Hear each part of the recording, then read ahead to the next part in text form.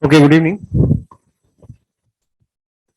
So today we'll be discussing the syllabus of GS4 ethics paper.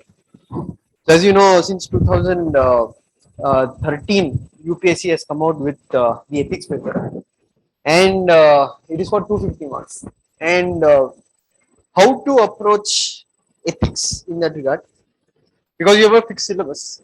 Uh, but many times the problem is that how do we prepare, or how do I, or which material will I read, and how to go about it. Should I make my own notes or not? That will be one of the question. And the other thing is that ethics, unlike your other papers which are there for your GS1, GS2, GS3, ethics requires a lot of what we can say unique content from your side.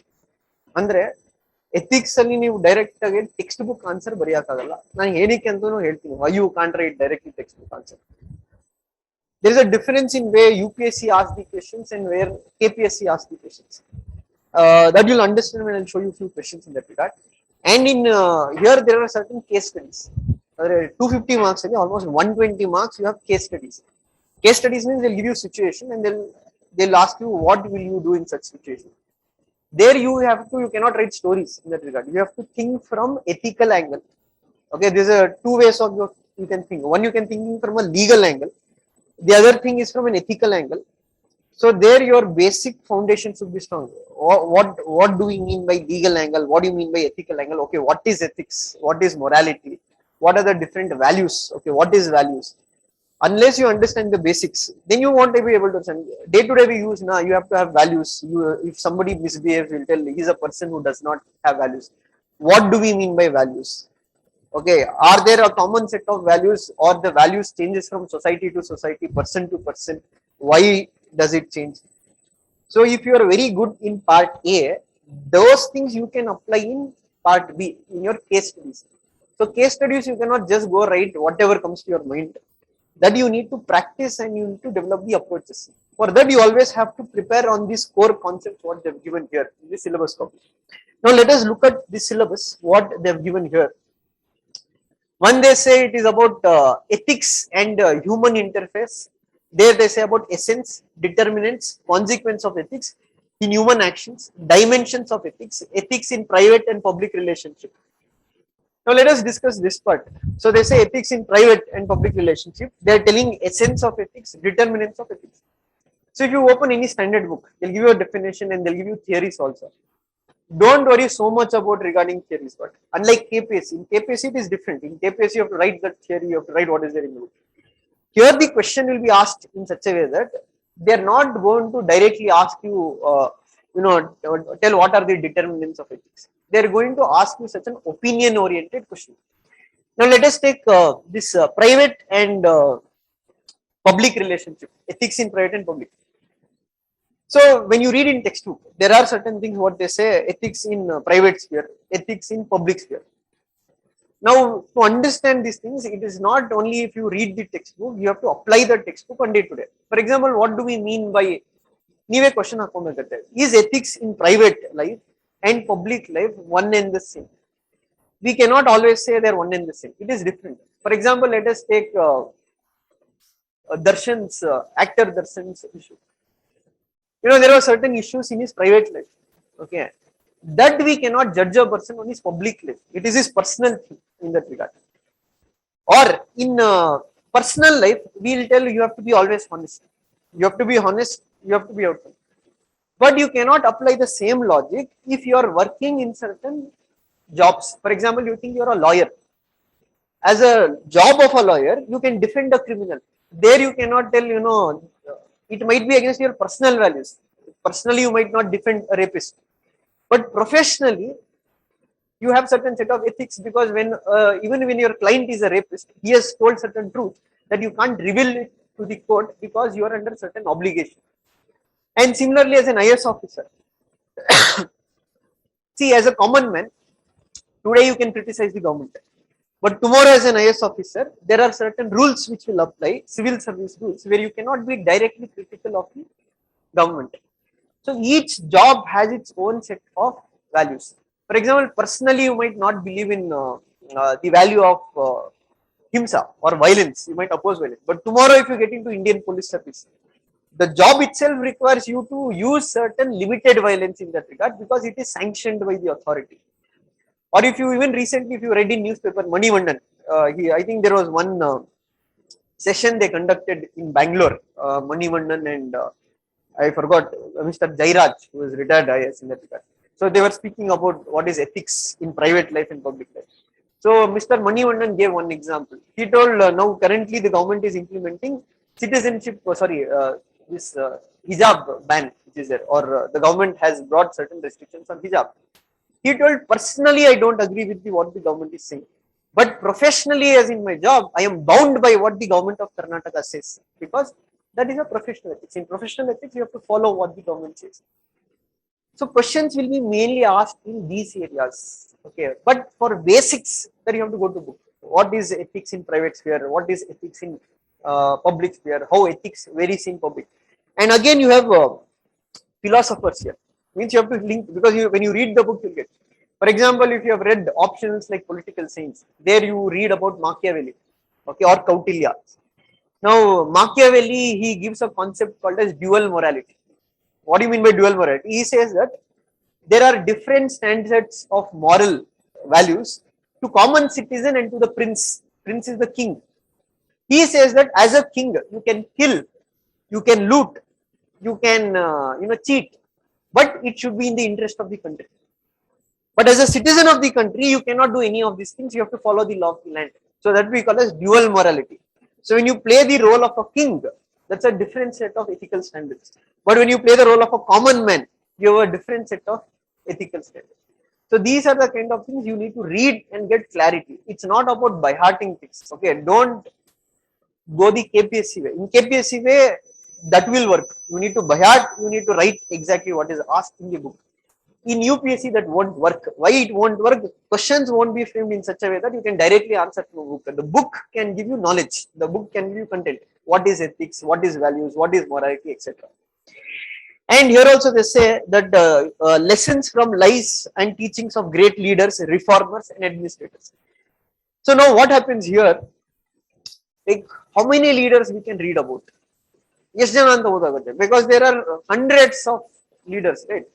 But what you can do is that you can read certain famous personalities. For example, Gandhi is one personality.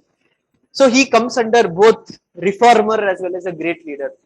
So what are the lessons you can learn from it? Directly they've asked question, discuss about certain important lessons learned from your role models in that regard. So if you take Gandhi, okay, or even Raja Ram Mohan Rai, what is the lesson you can learn from the lives of these people, or Ambedkar in that regard? Now these people, they believed in certain set of values. Value means what? If you come to the basic, what do you mean by value? Value andre ಏನು? So what do you mean by value? See, don't always try to think textbook in the value the basic meaning. Try to think from common sense. I value something. Means you are giving importance to something. Value means what you hold dear to you. Now why values are important? What you believe that it is important for you. Based on that, your action is going to be. For example, let us think that you have grown up in a family where the father beats the mother regularly. Domestic violence is there. Now a child who has seen growing up, usually his mentality will be also in such a way that he does not treat women with respect. They always treat them as inferior because that is the environment on which he has been growing up. That is what he values in that regard. There is no value for women. Take the case of this Nirbhaya rape case. What happened? Now hanging the Nirbhaya victims is other case. No, that is debatable. But do you think rape ended in India by hanging the Nirbhaya? Not victims. Victim was dead. Nirbhaya, not victims. The Nirbhaya perpetrators who were there. No, Hyderabad rape case happened. No, everyday rape case happens. Now in America or in Scandinavian countries, how do they arrive at crime? Or is that they do a lot of research. But first of all, why do people commit such heinous crimes? What makes them such heinous crimes? Because you can wonder, right? Who can do such, what you can say, heinous crime? Who can do such kind of, incidents? Do they have conscience? Are they humans? In that regard? But you have to understand how each human is different, how each human grows up. Basically, the values are something which is not developed overnight. It is through a systematic procedure. The school you go to, the society you live in, the kind of parents you have. Because in Kannada we say, right, Mane modala patashala, taiye modala teacher. There are various factors which shape an individual's value. Now in America, they did a research regarding this rapists in that. Now what that research came out with is that almost 70% of the people who are involved in rape or domestic violence, they have witnessed domestic violence when they're young.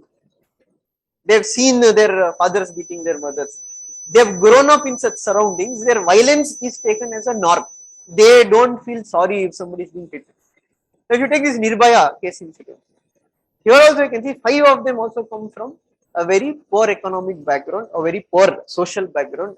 They lived in slums in that regard. And for them, you can see alcoholism, wife beating was a norm in that regard. And that is how you can see their values are shaped. So I'm not telling is that one who has grown up everything, they'll be honest. There are also people on the other side of the spectrum. But we're telling what shapes the values or how they take decisions. Or the friends, your peer group whom you hang out with, they also shape your values. That what you give preference to, what you don't give preference to. Or the society you live in, for example.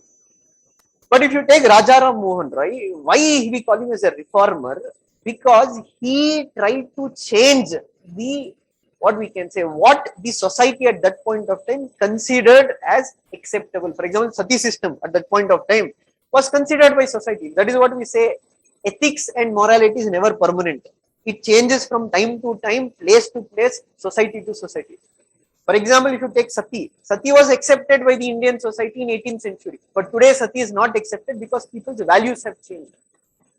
Or even if you take, what we can say, in 19th century, even in 19th century, gays, lesbians, transgenders, they were looked down upon as second-class citizens. But today the value system of society has changed. And we can see that is where, dispute arises between values and law. What Gandhi said, what Gandhi actually said, what you can learn from Gandhi, Gandhi says that law itself is not ethics. Law itself is not ethics. What law says, that is not ethics. He said you have to judge a law based on the principle of ethics. Andre ಒಂದು ಕಾನೂನು ಇದ್ರೆ ಕಾನೂನು ಹೇಳಿದ್ದೇ correct ಆಗಲ್ಲ. ನೀವು ಆ ಕಾನೂನನ್ನ first ethical principal ಮೇಲೆ ಜಡ್ಜ್ ಮಾಡಬೇಕು. One example for that is that when British introduced salt law, they brought a law saying that you cannot make salt. What did Gandhi say that? Gandhi says that it is the moral duty of every Indian to break this law, go against the law. Why? Because any law which is not based on the principle of justice, you have to break it. So ಇವಾಗ ಎಲ್ಲಿ clash ಆಗುತ್ತೆ ಅಂದ್ರೆ, ಎಲ್ಲಿ ಈ ತರ clash ಆಗುತ್ತೆ ಅಂದ್ರೆ, until recently, I think in 2019 or till 2019, we had IPC Section 376. What is IPC Section 376? It criminalized homosexuality. Okay, it criminalized homosexuality. Means homosexuals or homosexuality act, means sex between the same gender, was considered as a crime in this country. This was a colonial law. Colonial law means this is a law which was brought by British in India. Why the British brought this law? Because you have to understand the law was framed in 18th century. The law was framed based on the value system of the society at that time. At that time, the society, because church was very dominant, the church always believed that God has created Adam and Eve, not Adam and Steve. And already do Adam and Eve, man and woman only can make husband and wife. So they always saw homosexuality as a mental problem, or it is a crime in that regard. That is why they brought a law saying that it is a crime. But what happened when India started to modernize, we started to globalize, when new ideas came into this country, now perception of people started to change. Now you cannot tell the whole society has changed. At least part of the society have now accepted that we cannot treat lesbians, gays or transgenders as second class citizens. They have the equal rights what an individual have. Now you have right to privacy. It's your personal issue. You have relation with whomever you want. There's nothing to be concerned with. But however, the law didn't allow it. The law says that it is a crime. And that is what later Supreme Court had to revisit its decision, and they were able to decriminalize homosexuality. So that is what we say. Every time a law, what law says itself is not ethics. But we say that law has to be judged in the principle of ethics in that regard. So there are scenarios where what you do ethically might not be legal. What you do legal, it might not be ethical. For example, as I said, homosexuality law. It was legal, but it was unethical in that regard. Or many times you can say that tomorrow Robin Hood was there, who used to rob and transfer the money from rich to the poor. He was working for the poor, but it was illegal, but it was ethical on that ground. So this is where the friction happens between law and ethics. For this, you need a very good understanding of what is law, how is a law framed, what is ethics. There is also a difference between ethics and morality. Okay, they're not one and the same. Ethics and morals. Morality is something what you personally believe is right or wrong. Ethics is what society has accepted it is right or wrong. For example, we can say in 18th century, the Indian society considers sati as ethical. They don't know it is the duty of a wife to follow her husband. It's her duty to do so. But at that point of time, Raja Ram Mohan Rai, his moral values were different. He told this is wrong. I don't agree with it. So that is why we say ethics are not permanent. Morals are also not permanent. Your moral values change according to education or new developments. What happened in that regard. So you need to learn. You need to read about it. You have to read about how educational institutions they inculcate values. How education inculcate values. How does education inculcate values? Values or morals is about what is right or what is wrong. Now, how do you decide what is right or wrong? How do you decide? For example, now we say that let us take now our history books says that Gandhi is the father of the nation. How did you know Gandhi is the father of the nation? In history books, did you see? Had you seen Gandhi? No. You read about it. Now, tomorrow, what I will do? I will change the books. I will tell Nathuram Godse is the father of this nation. I will change the books. I will tell no, we have to worship Nathuram Godse. Our children will read this book. Yeah, they will start following the system. But yeah, Nathuram Godse is the father of this nation. Gandhi is a traitor. So basically, education plays a key role in developing people's values in that regard. And what kind of education? There also debate will come. For example, our present education system. Rabindranath Tagore, Mahatma Gandhi, they all said education is a tool not to just educate a man, but it is a tool to build a moral society. But if you look at today's society, what is happening? Education has become a rat race. So you can see your PSI, what we can say, the scam which is there, or medical seat scam. Why?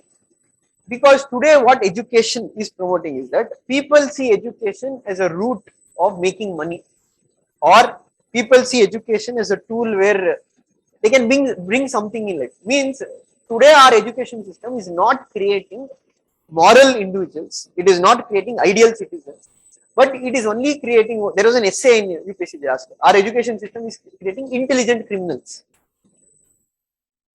It's not important that you are intelligent. It is also equally important what you do with your intelligence. There are many criminals who are intelligent. Intelligent is not the only value. You might be intelligent. Take Satyam scandal. It was done by an intelligent man. Right? So we have to ensure that education promotes or shapes or molds an individual for him to decide what is good or bad. But today what education system has become merely to get a job. So that is why we say moral based education. That is why UPSC brought ethics paper into the syllabus in that regard. But we cannot say just because they brought ethics paper that tomorrow people who get selected are ethical. Not necessary. Because there is a case now, there was if you know this law excellence, there is one academy, mixed law excellence. I won't tell names and all. Now, why you build an academy? Yeah, maybe see, money is always there. Money is one of the factors. Nobody is telling that I won't tell I'm a Gandhi here and coming and doing social service. Yeah, money is one of the major factor or major motivating factor. But along with money, you should have certain ethical standards. Now, there was this one person, he became IPS in 2015 or 16, I think so. Yeah, 2015. Now, this fellow, what happened? He broke his leg in training, permanent damage to the leg. So, when there is permanent damage to the leg, what happens? They'll give you all non-executive posts. They don't give you SP post in that regard, all non-executive posts. So, he wanted to become IAS because for IAS there is no need for to be physically, it's not so demanding. And he had ties with this law excellence fellow. So what they did, because he, it became desperate for him that I have to become IAS. And this fellow, when he had become IPS, he had scored 110 in ethics paper. Last time he wrote. So this time again means what they did, they resorted to a new mode, topping through Bluetooth. So this, they were arrested, and that fellow, I think he lost his job now. That's why I told ethics paper, he is the person who scored 106 in ethics. It's a very high score, 110 in 2015. But same person next time was got copied.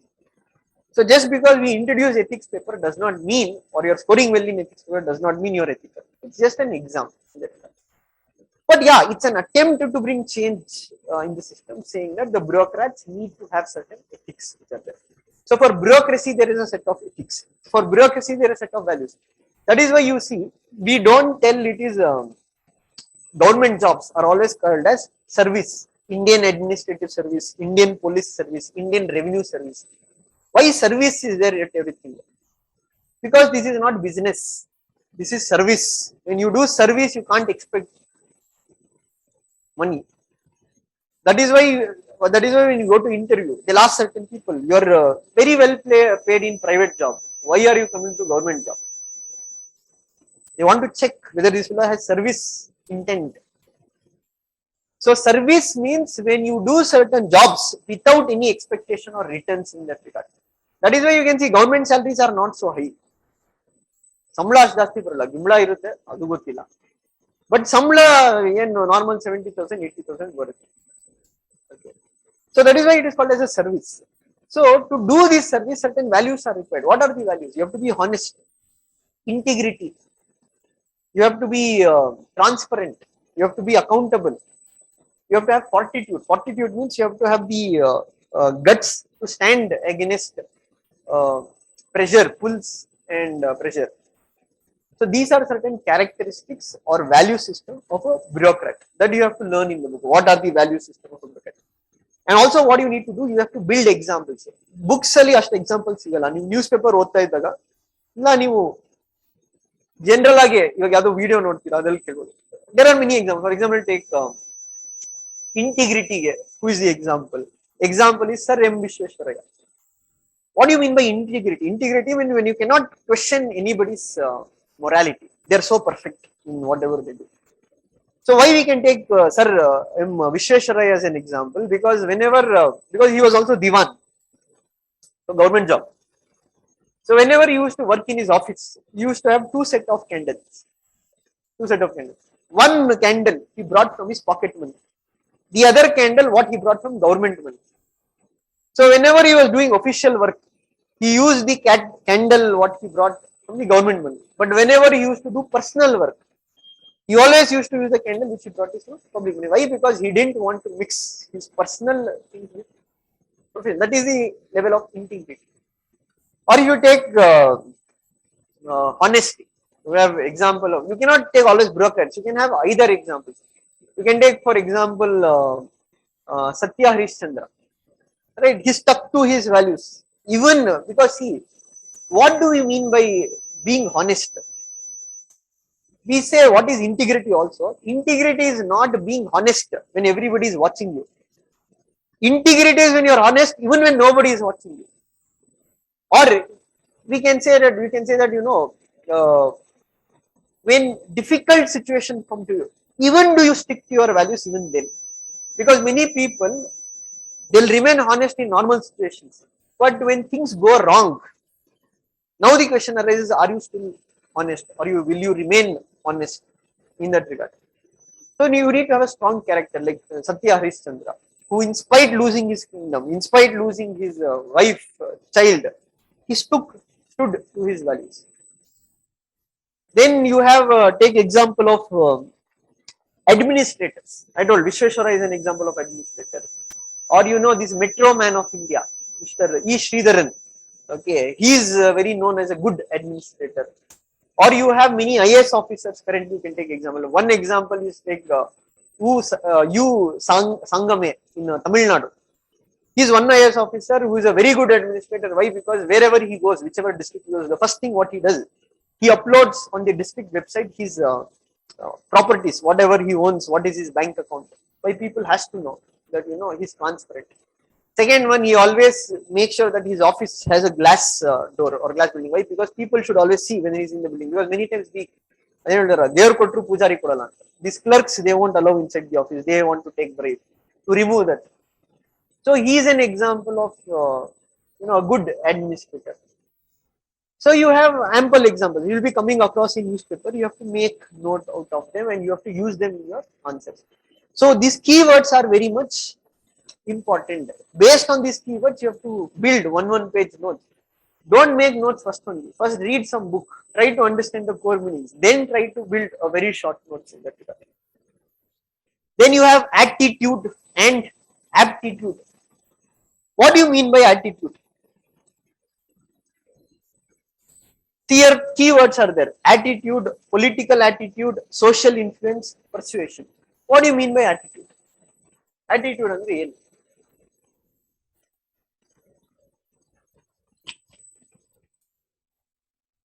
What is attitude? There are two kinds of things. On sakkat attitude ಇದೆ. That's a different thing. But what do you mean? You should have attitude in life. What kind of attitude? It depends. Positive attitude, negative attitude. What do you mean by attitude?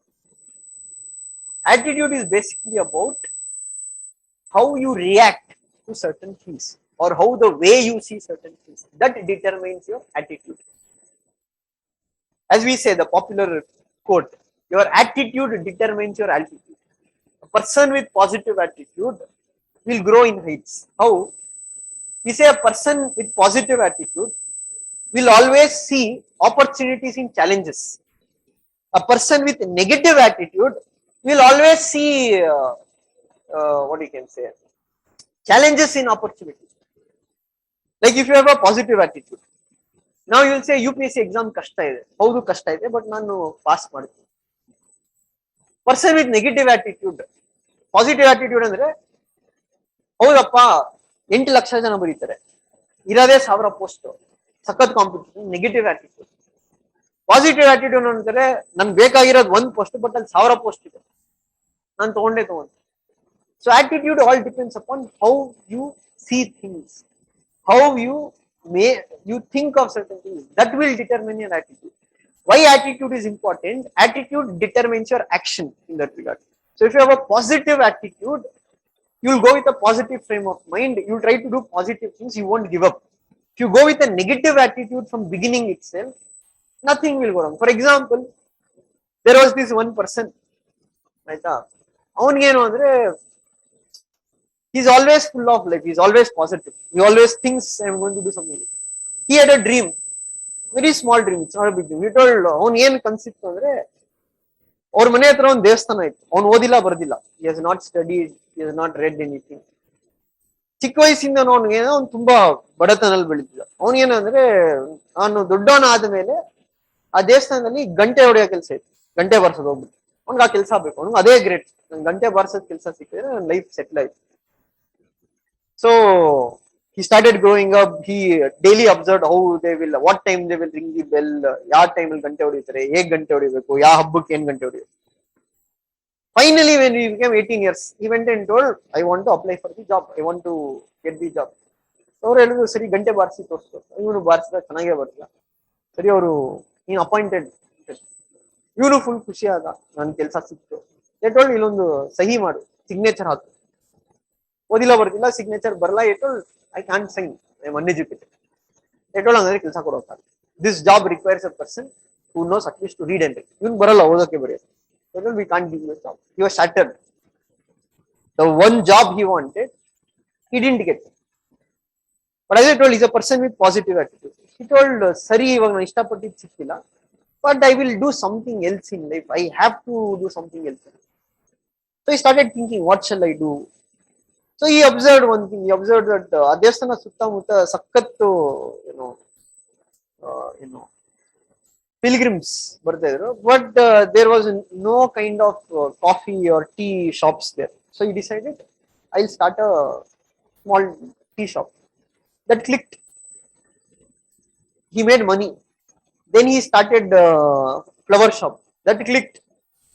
Again he became with positive, I'll do greater things. He started a hotel. The hotel clicked. In no time he became, in few years time, he became a big industrialist in the city.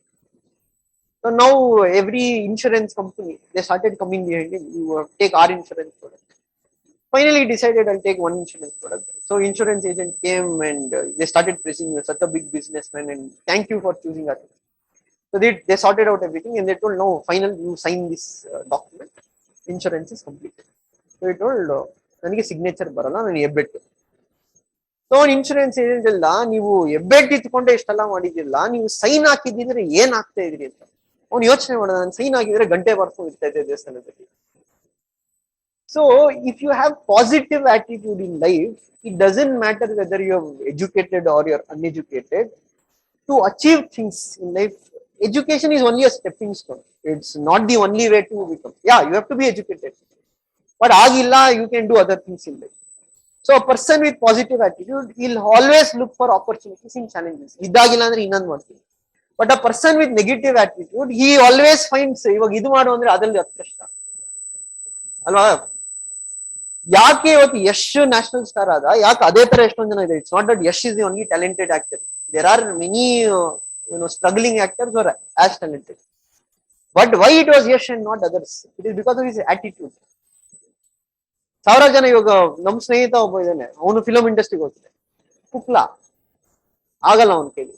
No, is talented but ಪುಕ್ಲು ನನ್ವಾಗ ಆಗಲ್ಲ.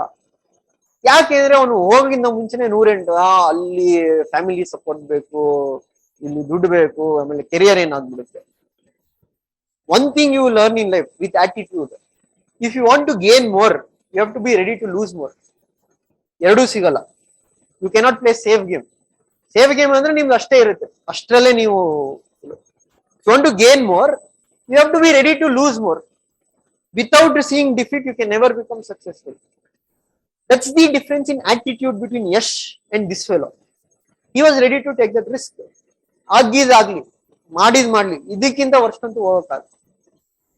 Today he got the result. So that's what I'm told. Attitude determines your action in the future.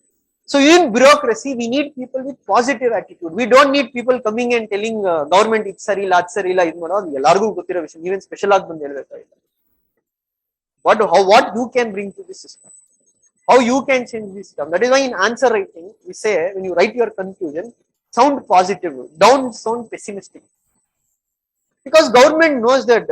Do you think a government with so much of research, they don't know what is the problems there? Just because of your answer they'll come to know what is the problem. They know what are the problems. They want you to give the solutions. So that is why we say write positive conclusions, write optimistic conclusions, don't write pessimistic conclusions. Don't be like Hindu editorial page. What is your Hindu editorial page? Hindu editorial page ಯಾವಾಗಲೂ ನೋಡಿ, ಅವ್ರು ಯಾವಾಗಲೂ aunty state. ಇದು ಸರಿ ಇಲ್ಲ, ಹೌದು ನಿಜ ಸರಿ ಇಲ್ಲ. We need to read, we have to know, but we also have to read the positive aspects. For everything there is a positive in that regard. Yeah, Swachh Bharat is not a success to a great extent, but yeah, Swachh Bharat is needed. Yeah, what positive you can see? At least now Indians are thinking, now we have to be clean. Before, the thinking only was not there about Swachh Bharat. Demonetization, yes, it's a failure, it's not a success. But at least one positive what you can see in that is that it pushed people towards using digital currency. Yeah, before even I was not using this, what you can say, digital transaction. Today currency demand to a certain extent has reduced, not greatly, to a certain extent. So you need to develop positive attitude. You need to see positive in everything. You need to see positive in everything. Something positive is there in every worst situation will be some positive. So that is what we say attitude. Here they speak about political attitude, social influence and persuasion. Means attitude is not permanent. Attitude can change. Attitude ಯಾವುದು permanent ಇಲ್ಲ, change ಆಗುತ್ತೆ. ಹೇಗೆ change ಆಗ್ಬೋದು? ಕೆಲವ್ರದ್ದು education ಬರ್ತಾ ಬರ್ತಾ attitude change ಆಗುತ್ತೆ, ಕೆಲವ್ರಿಗೆ ಲೈಫೇ attitude ಚೇಂಜ್ ಮಾಡಿಸುತ್ತೆ. So attitude will change. For example, you can see that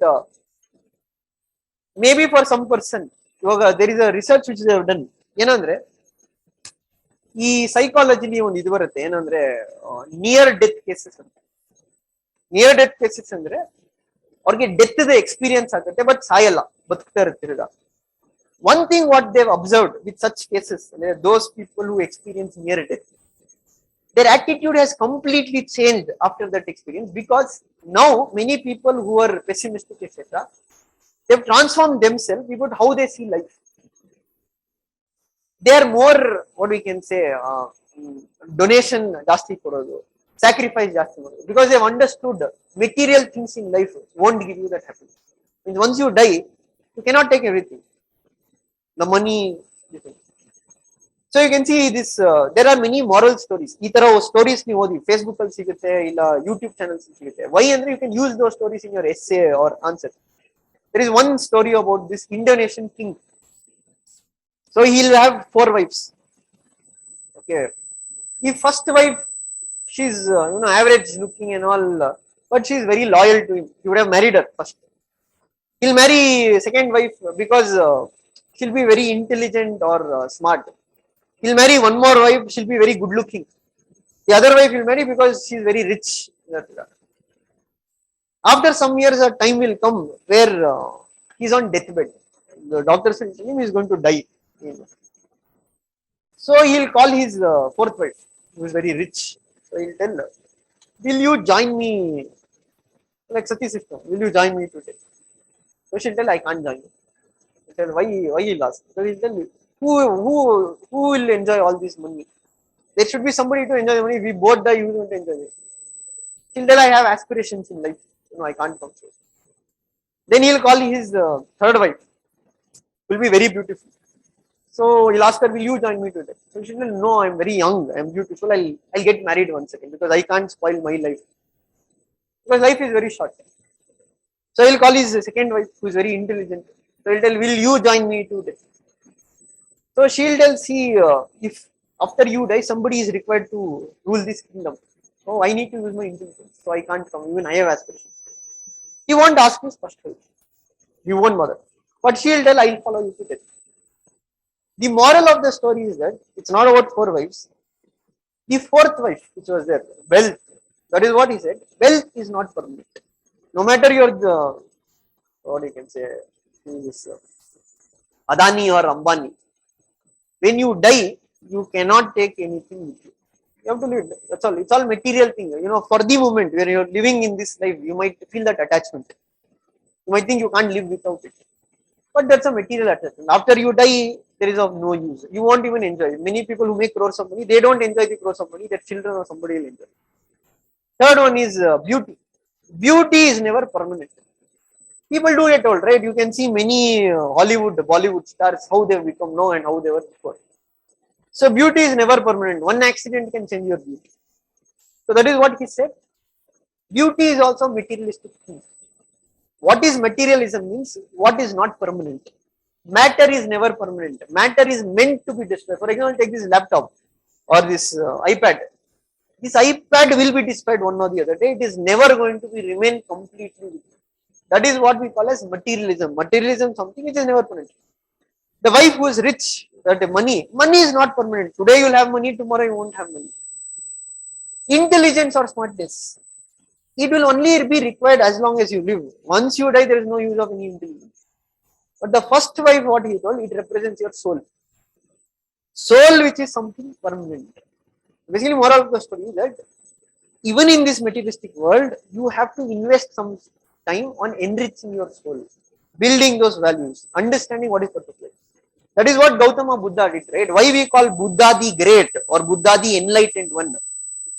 Because Buddha's, what you can say, Buddha didn't have magic. Buddha understood the purpose of life. There is something called as engineering, you read, right? Engineering of each branch is there. Computer engineering, civil engineering, mechanical engineering. There is also something called as life engineering. To understand how life works. So what was Buddha's understanding? We cannot tell everybody's understanding is correct, but Buddha's understanding, what Buddha understood after seeing the world and doing meditation, he understood that material things are not permanent. Material is not permanent. Only thing what is permanent is your soul. And for Buddha, that is why he gave up his kingdom. He gave up everything. He gave up his family. He gave up his wife. And there are 4 teachings of Buddha. What does he tell? One, he says that root cause of sorrow. What is root cause of sorrow? He'll tell desire is the root cause of sorrow. And as long as you desire, you can never come out of sorrow. So he says only sorrow will end when you end your desires.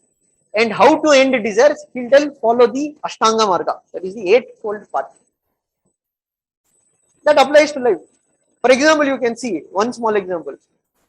Now a person who has not cleared prelims, he thinks he'll be very happy. He desires that if I write mains, my life will improve to a certain extent. A person who has written mains, he'll think that if I go to interview, my life is progressing or I'll be happy. A person who has gone to interview, he will think if I get into some service, any service, let it be group B service, group C service, some job, my life will become settled, I'll be happy. A person who has got into group C, he'll think if I was in group A, my life would have been better. A person who is in group A, he will think if I was in all India service, I would have been better. An IPS will think if I was IAS, my life would have been better. No, this is true. There are people who are IAS but still not happy because they've got Nagaland. They'll think if I had got Karnataka, my life would have been better. You have people who have in Karnataka IAS, they're not happy because they've not got a required posting what they desire. And a person who has got both posting and cadre is not happy because he does not have a good family life.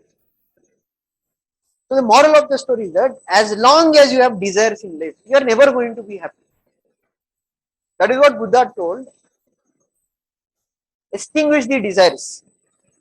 Means Buddha reached a stage where neither, things he got didn't give him happiness, neither the things he lost didn't give him sorrow. That is what we call as an ideal state or a state of perfection. That he detached himself from the material world. That is why we say, you can say Buddha, it is very easy to speak out Buddha. But to practice Buddhism, it is always difficult. That is why we tell he is the great. Why? Because he was able to give up things in life. So these are certain things what we can say that how philosophies can shape your thinking in this regard. How philosophies can transform your life in that regard. That is why you can see that there is one industrialist in Gujarat who converted to Jainism, or he gave up all his property, everything he donated. So yeah, people do change. So what do we mean by that? What do we mean by that is that there are certain influences acting upon us. It might be religion, it might be your friend, or it might be certain incidents in life will change your attitude. For example, Buddha's life changed after he witnessed 4 things. A old diseased man, a dead body which was being carried. It changed Buddha's perception of life. Or you take Alexander the Great, one of the greatest conquerors of the world. When he died, he told his ministers that 4 doctors should carry my body, and wherever my body goes, throw gold coins, because he wanted to make people realize that even being the greatest man on this earth, you have to die one day. And even being the most powerful man in the world, gold coins won't come to your aid. So these kind of what we can say moral values will enable individuals to become better individuals. That is what I told. Events, near-death experiments, it transformed their lives. They started appreciating life better. They started being more content with what they have. That's the problem in today's society. People are not content with what they have. We always say, when it comes to material things, always look a person below you. You will appreciate life better. Means, if you're a middle class, see at a person of a lower middle class, you will feel at least I have, I can go in bus. Some people walk. If you look at upper middle class, at least they have to feel this going in bus, I have a scooter. But when you compare knowledge, always compare somebody who is higher to you. But unfortunately, in society, is happening ulta. People want greater material things. People don't want. That is why I told this next topic is a political attitude. We all have no corruption is there. India is a corrupt country. Why there is corruption in India? What do you mean by political attitude? Political attitude means how do you see politics? How do you see politician? How do you see politics in this country? Now everybody might, say everything, we need, what you can say, corrupt-free country, politicians are corrupt, waste fellows, they'll rob our money, etc. How many of you have gone and voted in the election? How many of you voted in last election? How many of you didn't vote? You cannot say corruption is there because you have not done your duty. And how many of you voters made the right decision while voting? Even today, if you go to Kanakpura, I have many students. People from there, I am not telling you, for them, they tell DK Shiv Kumar is equivalent to God. Or DK Suresh. They manage their constituency very well. No doubt, yeah, that's true. Well, young manage ಮಾಡ್ತಾರೆ ಏನು ಅಷ್ಟು benefit ಮಾಡಿದ್ದಾರೆ government ಕೆಲಸ ಕೊಡ್ತಾರೆ ನಮ್ contract ಕೊಡ್ತಾರೆ ನಮ್ಗೆ ಏನಾದ್ರು ಬಂದು ನಿಲ್ತಾರೆ yeah true that's I'm not telling it's wrong they have done it or even if you go to Shimoga Yedurappa but what people forget is that why they are doing it or how they are doing it. So how did they get you a government job? That's what I told when I told yesterday crime, politics and crime. It is always the criminals who are worshipped by the people. We cannot vote for a criminal and come and tell our system is not correct. If we had voted correctly, if we had voted for a honest candidate, corruption would be not there. But people themselves, what is that? They want their caste person to come to power. Why? They think they are going to benefit the caste. Maximum what will happen, they'll give OBC for that caste. But the whole caste won't benefit out of it. Yeah, there is certain benefit. Or farm loan waivers. Kumaranna farm loan waive ಮಾಡ್ಬಿಟ್ರು ನಮ್ಮ ಪಾಲಿಗೆ ದೇವರು ಅವ್ರ ದುಡ್ಡು ಕೊಟ್ಟು wave ಮಾಡಿದ್ರೆ ಒಳ್ಳೇದೇ ದೇವ್ರೆ Kumaraswamy didn't spend his money right he spent taxpayers money in that regard. If our political leaders instead of waiving of the farm loan where Geeta Gopinath is IMF chief economist. She is from Kerala and Karnataka. She studied partly, she's from Mysore, I think so. But she's mainly a Keralite or Tamil Nadu, I don't know. So she told farm loan waiver, she told, it is one of the worst decisions that can be taken. She coined a term, she told it is good politics but bad economics. Yeah, it is good politics, it will fetch you vote. But it is definitely not good for the economy. And not only Kumaraswamy, Uttar Pradesh BJP has done in different people have done. What Geeta Gopinath said, instead of waiving of the farm loan, yeah, it's not the first time farm loan is being used. Repeatedly, it happens again after 5 years. If our people had voted correctly and got a right leader, if that right leader had come to power, he would have made investments into agriculture. They would have made investments into irrigation facilities. They would have improved the markets. One of the biggest problems why our farmers are poor. If a farmer is earning 100 rupees, 70 rupees is taken away by the middlemen. Why middlemen play a key role? Because farmers have limited market access. Mandis are highly corrupt. Who has to change these mandis? Mandis comes under state government. The state government has to change, they won't, because most of the mandis, it's political leaders aligned with certain middlemen. So if people had voted incidentally, you don't need a farm loan waiver.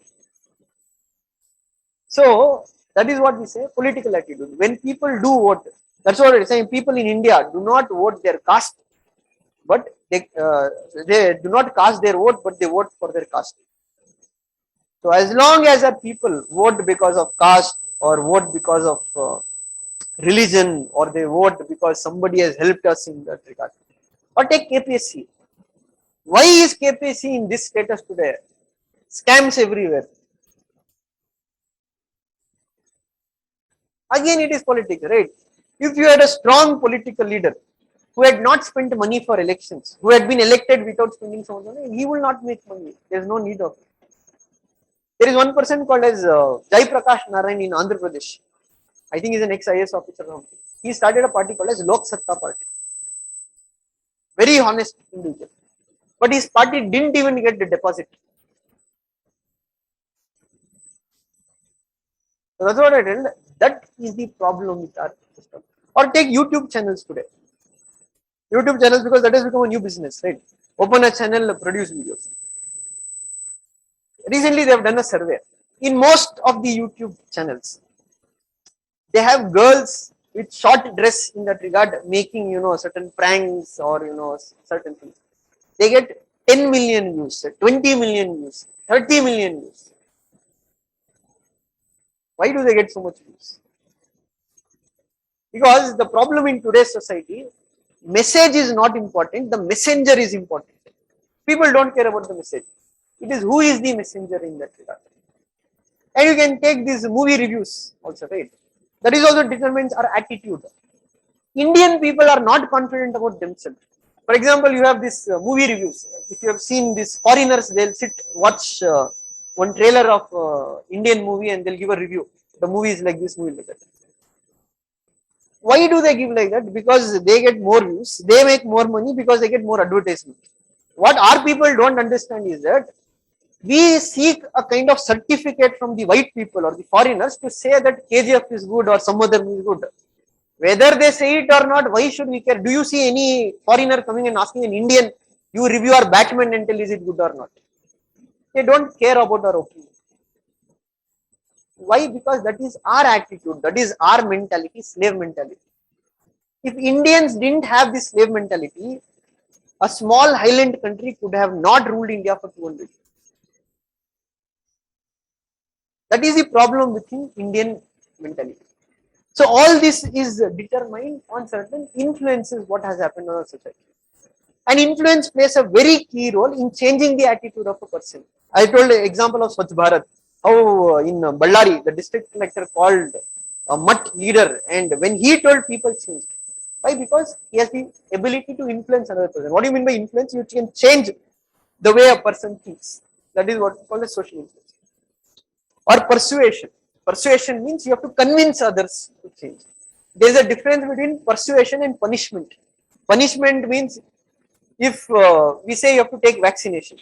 ಈ vaccination ತಗೊಳ್ಳಂದ್ರೆ ಕಪಳ ಕೊಡ್ಬಿಟ್ಟು vaccination ತಗೋ, ಅವ್ನಿಗೆ ಇಷ್ಟ ಇಲ್ಲ ಅಂದ್ರೆ ತಗೊಂತಾನೆ. Persuasion ಅಂದ್ರೆ ಅವ್ರಿಗೆ convince ಮಾಡಬೇಕು, ಅವ್ರ ಮನವೊಲಿಸಬೇಕು, ನೀವು ವ್ಯಾಕ್ಸಿನೇಷನ್ ತಗೋಬೇಕು.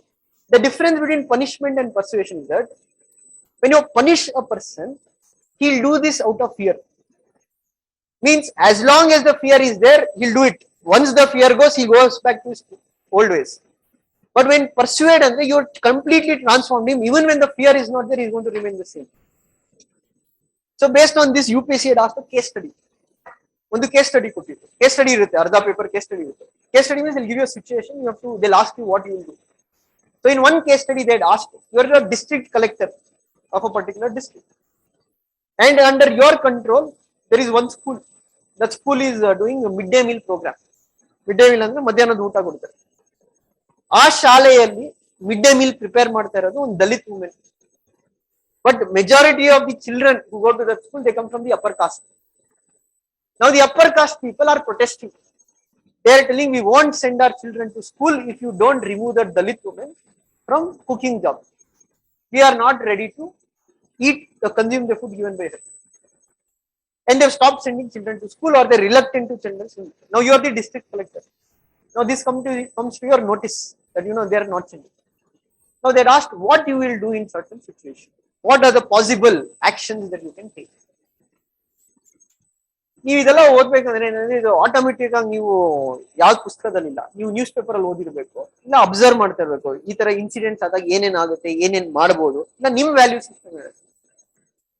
They ask you to give option, possible option, options ಕೊಡ್ಬೇಕು. ಆಪ್ಷನ್ಸ್ ಕೊಟ್ಬಿಟ್ಟು ನೀವು ಜಸ್ಟಿಫೈ ಮಾಡಬೇಕು.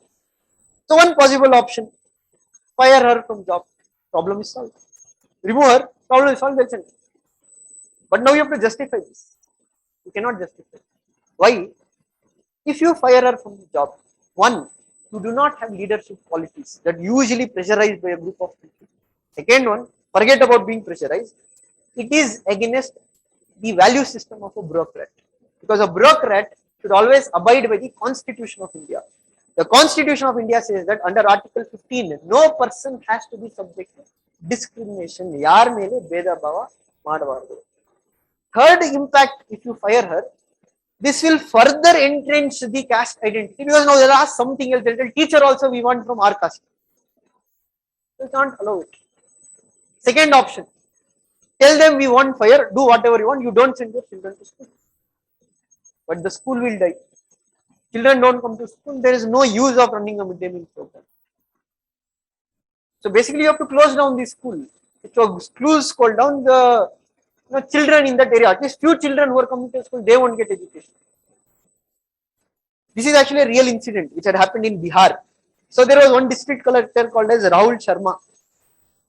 What he did was that he tried to use persuasion. Persuasion means he tried to convince the people. How did he try to convince? You cannot tell, I'll convince the people. ಹಂಗ answer ಆಗಲ್ಲ, ನೀವು ಬರಿಬೇಕು, ಹೆಂಗ್ convince ಮಾಡ್ತೀರಾ? ಕೆಲವರು ಹಂಗೆ ಬರೀತಾರೆ ಕೇಸಲ್ಲಿ. ಕಮ್ಯುನಲ್ ರೈಟ್ಸ್ ಏನ್ ಮಾಡ್ತೀರಾ?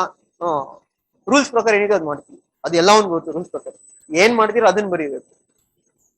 So how did he convince? He only went and sat and ate in that school. Every day he went, he ate. So he asked the surrounding assistant commissioners, tahsildars, other government servants to come and contribute. He asked the panchayat members, leaders who were bit, they were ready to change. He pulled them in and he asked them to convince others to come. So over a period of time, because see, district collector has that power and he has that status. When a DC goes and eats, it sends a message. Slowly children started coming to school, and over a period of time, some people didn't come, but majority. Then you can justify that one, you were able to save the school also. At the same time, you are also able to stick to the value system what the person is.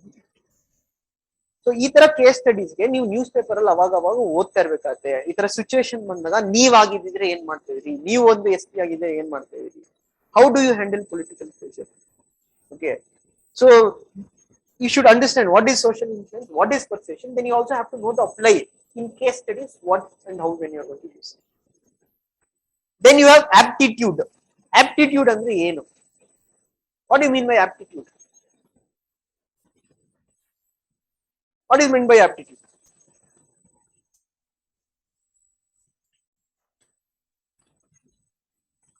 Try to think. ಸ್ವಲ್ಪ thinking ಬೆಳೆಸ್ಕೊಳ್ಳಿ. Don't be rote learning parrots. ಸ್ವಲ್ಪ ಯೋಚನೆ ಮಾಡೋದು ಕಲೀರಿ. ತಲೆಗೆ ಸ್ವಲ್ಪ ಕೆಲಸ ಕೊಡಿ. ಆಪ್ಟಿಟ್ಯೂಡ್ ಎಲ್ಲಿ ಕೇಳಿದಿರ? Aptitude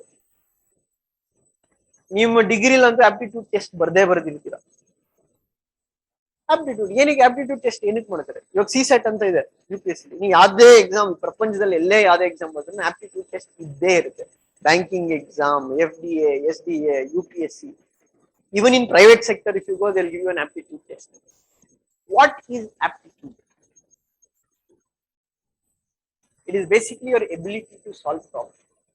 So aptitude determines a person's ability to learn things, adapt to things. It's your learning ability. So an aptitude is also very important for civil services. Why?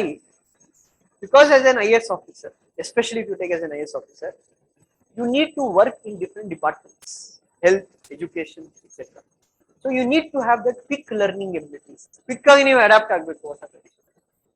So aptitude determines how efficient you are, how effective you are in that department.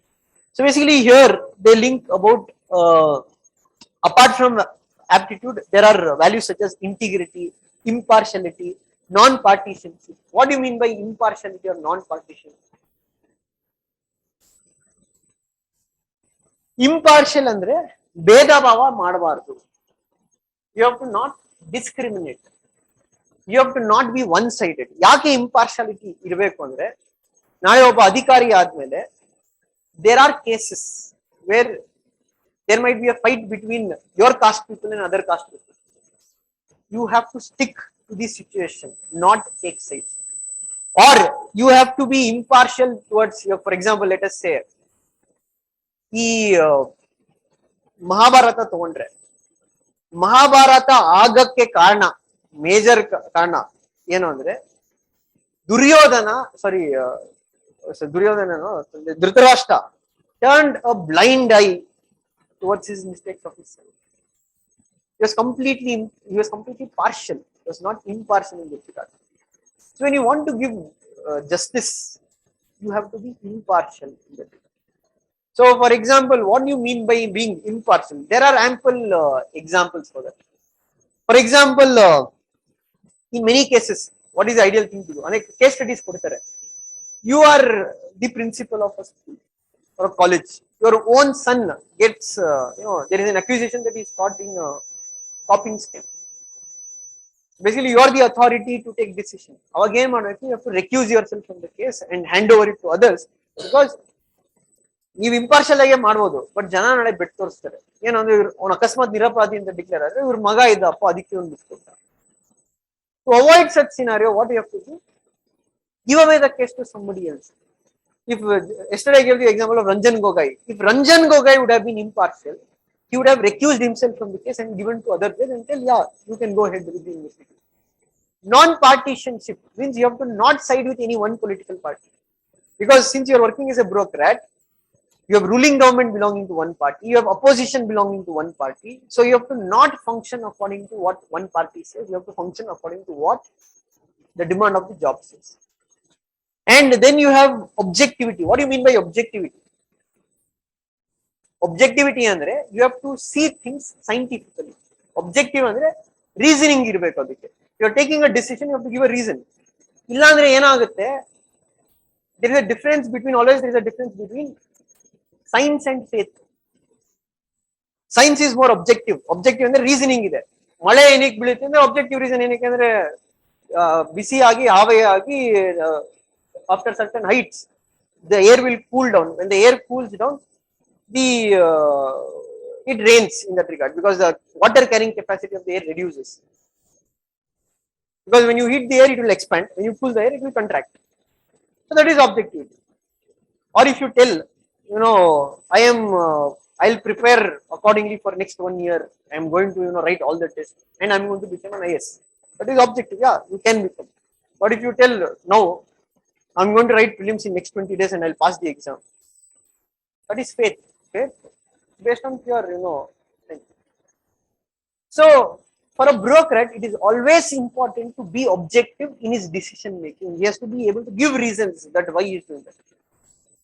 When there is no objectivity in life, or certain times what we say blind following or ಮೂಢ ನಂಬಿಕೆ ಇಲ್ಲ ಅಂದ್ರೆ lack of reasoning. ಅದಕ್ಕೆ ಒಂದು example ಏನು ಅಂದ್ರೆ, this is a made up example, not a real example. In one village in Karnataka, once a very intelligent man went to that village. He had studied in urban areas, etc. He studied in US, etc. He came back to his village. He is always a person of objective person. He always sees things through scientific ways. He wants reasoning. So in his house, they were doing this Homa andre puja. And before doing the puja, they tied the cat. In his village, every time they used to tie the cat. So he asked his father or his brother, why do you guys tie the cat? Nange gottilla, ನಮ್ಮ ಅಪ್ಪ ಮಾಡೋದು ನಾನು ಮಾಡೋದು. So he asked his father, why do you tie the cat? ನಂಗೂ ಗೊತ್ತಿಲ್ಲ, ನಮ್ಮ ತಾತ ಮಾಡ್ತಾರೆ, ನಾನು ಮಾಡೋದು. He asked his grandfather, why do you guys do it? ನಂಗೂ ಗೊತ್ತಿಲ್ಲ, ನಮ್ಮ ಮುತ್ತಾತ ಮಾಡ್ತೇವೆ, ನಾವು ಕಟ್ತೀವಿ ಬೆಟ್ಟು ನಾವು ಪೂಜೆಗೆ. So finally he wanted answer, he started digging. Finally he was able to meet some old man in the village, or ಮುತ್ತಾತನ ಇದೆ. He asked him, ಯಾಕೆ ಈ ಪದ್ಧತಿ ಬಂತು? He told, ಏನಿಲ್ಲ, ಅವಾಗ ನಾವು ಪೂಜೆ ಮಾಡಬೇಕಾದ್ರೆ ಹಾಲಿಡ್ತಾ ಬಡ್ಡಿ ಮಗನ ಬೆಕ್ಕು ಬಂದು ಕುಡಿತಾ ಇತ್ತು, ಅದಕ್ಕೆ ನಾವು ಬೆಕ್ಕನ್ನ ಕಟ್ತಾ ಇದ್ದೆ. ಈ ಬಡ್ಡಿ ಮಕ್ಕಳು ಅದನ್ನೇ ಪದ್ಧತಿ ಅನ್ಕೊಂಡು ಮಾಡ್ತಾ ಇದ್ದಾರೆ. That is blind belief. There is lack of objectivity in that regard. And we can see in society there is a lot of things, right? ಮಳೆ ಬಂದಿನ ಕಪ್ಪೆಗೆ ಮದುವೆ ಮಾಡಿಸಿದ್ರೆ ಮಳೆ ಬರುತ್ತೆ, ಇಲ್ಲ ಕತ್ತೆಗೆ ಮದುವೆ ಮಾಡಿಸಿದ್ರೆ ಮಳೆ ಬರುತ್ತೆ. That is objective. So for a bureaucrat, he has to see things objectively. Why you have to see things objectively? You have to go by evidence. You are tomorrow a police officer. Think I am a police officer, I dislike this fellow. I and he has personal rivalry. His case will come to my station. I always have a stereotype. I should not put false case on him based on my perception of him. I have to go by the evidence what I have. That is more important. Or take the case of this monks, Mungusi and this baby story, right? Or Tai Mungsi Mela after the again, she didn't see objectively. She just saw the blood on the Mungusi's mouth and she thought it had killed the baby and she killed it. So that is why a bureaucrat, because you're dealing with social problems, you're in a very responsible position, you have to be objective. But at the same time, there is a debate. Hangadre faith ge value ne ilva samajದಲ್ಲಿ. Everything should be go scientifically, not necessary. Everything cannot be seen scientifically. So there is this famous debate between two great individuals. So one fellow told, no, we have to look at things scientifically. There is no room for faith. He told faith is false belief. So the other person told, no, we cannot look at all the things by scientifically. We have to go by faith certain time. You don't know how, give an example for that. So he told, how do you know that you are the son of your parents? Well, they have told me, but how do you know? What is the scientific evidence? Do you have a DNA test? Now, if you go ask them, illa ni maga anta guarantee nangon DNA test kori. That is an end of a relation. ಗಂಡ ಹೆಂಡತಿಗೂ ಕೇಳ್ಬೋದು ಇದು ನಂದೇ ಮಗು ಅಂತ ಏನ್ guarantee DNA testing ಮಾಡ್ಸೋಣ. It is faith, right? It's working on a faith. So it's equally also true that everything cannot be judged on science or everything cannot be always judged on scientific reasons. Faith is also important, especially when it comes to human values. So these kind of things you need to learn, read towards what is faith, what is objectivity, etc. Dedication to public service. As I told, public service, you are doing a service here, there is no incentive for you. Realistic ಆಗಿ ಹೇಳ್ತೀವಿ, incentive ಇದೆ. ಏನಕ್ಕೆ ಇವಾಗ ಎಲ್ಲರೂ government job ಇಲ್ಲ, ಯಾಕೆ IAS ಆಗ್ಬೇಕು? Why you guys want to become IAS?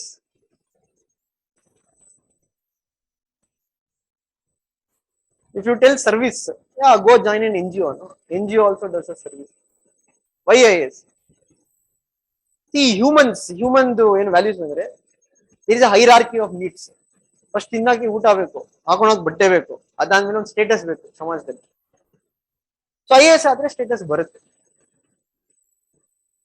Status ಬರುತ್ತೆ. ಹೆಂಗ್ ಸ್ಟೇಟಸ್ ಬರುತ್ತೆ? ಕಾರ್ ಕೊಡ್ತಾರೆ, ಬಂಗ್ಲೆ ಕೊಡ್ತಾರೆ, ಕಾಳು ಕೊಡ್ತಾರೆ. ಅದಾದ್ಮೇಲೆ if you are corrupt, you can make hell lot of money what you can't make in private sector. So that is actually in reality. But ideally, if you think government service means you have to serve the people. So that is why you can say sarkara yarge bekagirodu. Who needs government? It's not rich, it's not the Ambani Adani who need the government. It is the poor people in this country, they need the government. Why? Because they are dependent on the government. They send their children to government schools, they send their children to government hospitals. ಇವರ ಹತ್ರ ದುಡ್ಡಿಲ್ಲ, ನೀವು ರಿಲಯನ್ಸ್ಗೆ ಹಾಸ್ಪಿಟಲ್ಗೆ ಹೋಗ್ಬೇಕಂದ್ರೆ ದುಡ್ಡು ಆಗುತ್ತೆ.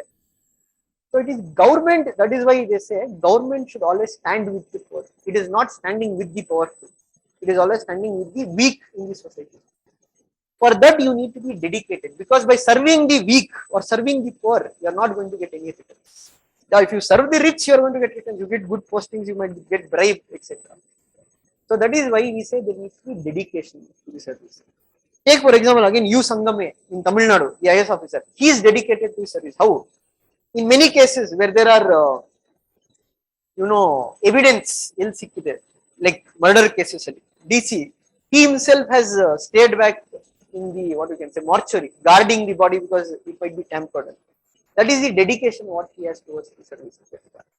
So when you are dedicated to the service, you go to office on time. You do extra things. For example, when COVID was there, many officers they work 24/7.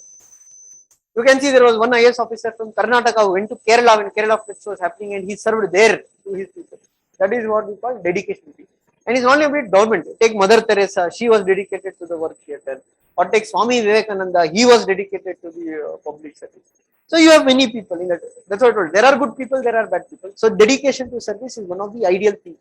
So again, you have to think about how to build this dedication to public service, how to choose the right people for the jobs in that regard. Empathy. Sympathy go empathy go end difference. What is the difference between sympathy and empathy? ಹೇಳ್ತೀವಲ್ಲ sympathy ಇಲ್ವಾ ಇಲ್ಲ. Yeah, what is the difference? ಯೋಚನೆ ಮಾಡಿದ್ರೆ ಯಾವತ್ತದು sympathy ಅಂದ್ರೆ ಏನು, empathy ಅಂದ್ರೆ ಏನು, ಯಾಕೆ ಎಂಪತಿ ಇರಬೇಕು ಒಬ್ಬ bureaucrat? Sympathy means you're just, you feel sorry or sorrow for something. For example, now if some students fail, ಪಾಪ ಫೇಲ್ ಆಗ್ಬಿಟ್ಟ ಏನ್ ಮಾಡಕ್ಕಾಗುತ್ತೆ, ದಟ್ ಇಸ್ ಸಿಂಪತಿ. ಪಾಸ್ ಆಗ್ಬಿಟ್ಟು ಇವಾಗ ನಾಳೆ ಎಲ್ಲೋ ಫ್ಲಡ್ಸ್ ಆಯ್ತು, ಜನ ಸತ್ತು, ಅಯ್ಯೋ ಪಾಪ ಏನ್ ಮಾಡಕ್ಕಾಗುತ್ತೆ, ಜನ ಸತ್ತು, that is sympathy, you feel sorry. But empathy is one step ahead, where you will imagine your self in their shoes. ನಮ್ಗೆ ಆಗಿದ್ದಿದ್ರೆ ಇದೇನಾಗ್ತಿತ್ತು? When you have empathy, you will have compassion. Means you will try to do something to improve their lives. You will give contribution, or you will go serve there, or student has failed, you will help him to pass the next exam. So that is why we say a bureaucrat should not just have sympathy. Public will have sympathy, but government should have empathy. They have to step into their shoes and make certain help. For example, yesterday's or 1 week back's newspaper, you can see in Andhra Pradesh, a child died. But the ambulance service was not available to the child. The father had to carry the body in a scooter. He shows lack of sympathy and empathy. They didn't even have sympathy. So that is where we link this thing to human values. What are human values? Manushangu, Mrugangu difference. Yeah, there are difference. Humans are not another set of species. We are different than animals. Why we are different than animals? What is the purpose of animals? They eat, they feed, they breed, they die. That's their life cycle, nothing else. They eat, they feed, they breed, they die. That is their whole purpose, right? But humans have emotions. Humans have thinking capacity. So human values, we have to have compassion, we have to have sympathy, we have to have empathy towards fellow human beings. Otherwise, what is the difference between, even animals have certain, nowadays you can see videos where even animals have empathy towards other species in that regard. But tragedies like this, when they have to carry the body, or even in Jharkhand, a person had to carry his wife's body in a cycle. Right? Because he could not pay, they didn't offer ambulance. So that is why we say the government or a civil servant should have empathy. But empathy go rules go problem aate. There was one case study they had given. You are a DC. Now one old woman comes to you. She says that there is a government scheme where they are going to give build a house or something like that. But the problem is that she does not fit into the criteria to allot that house. You can't. If you do it, it will be illegal. But you will feel very sorrow for her because she truly deserves a house. But the only problem is that she is not fitting into the criteria to give under that scheme. Now what you are going to do? If you give the scheme, you are breaking the law. If you don't do anything, nanenu madakagalla, rules illa.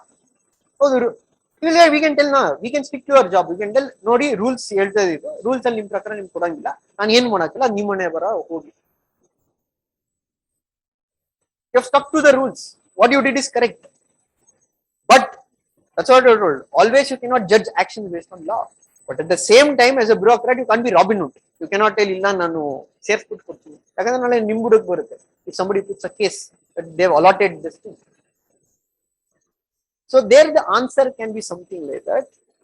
One, you try to make her come in contact with certain NGOs, non-governmental organizations. Or you can use certain corporate social responsibility. CSR kalgade eshton companies money katskodutte. Or you can ask your own department, you contribute some, ask your dependent employees to contribute some. Do something for her.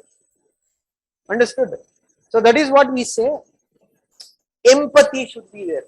Empathy should be there. So many times when empathy and law they are in conflict, you have to find ways without breaking the law, they are able to do something for the society. Tolerance. What do you mean by tolerant? Sahane. Yen sahane andre? Patience. So patience and tolerance is one and the same. No. Patience is part of tolerance. But what do you mean by tolerant? Why tolerance is required in any society? See, that is, you can connect that issue to present issues which are happening in the state and the country. For example, take the hijab issue at large. Now you have on one side saying that there is a rule, or the Department of Education in Karnataka, they passed a rule saying that each college can decide their dress code. And most of the colleges have brought a rule saying that you don't wear hijab. The rule you don't wear, you follow. It is equal for everybody. The other side of the section, some section are saying that why do you want to bring such a rule? Why can't we be more tolerant to certain customs? So this is a big debate, not only from now, from ages, even in 15th century, 16th century. So you have one famous scholar called as J.S. Mill. ಅವನೇನು ಹೇಳ್ತಾನೆ, ಲಿಬರ್ಟಿಗೂ ಟಾಲರೆನ್ಸ್ಗೂ ಎಲ್ಲಿ ಬರುತ್ತೆ, to what extent you can allow an individual freedom. So he says that you can swing your arm however you want as long as it does not touch my nose. You are free to do. Swing your arm however you want, it should not touch my nose. Andre, you are free as long as you don't hurt anybody. So now this side of the debate, they say that India is a multicultural country. Different religious groups are there, different customs are there. Now they question, what is the problem which is happening if some person prefers to wear hijab? ಹಿಜಾಬ್ ಹಾಕೋದ್ರಿಂದ ಬೇರೆಯವ್ರಿಗೆ ಏನ್ ತೊಂದರೆ ಆಗ್ತದೆ?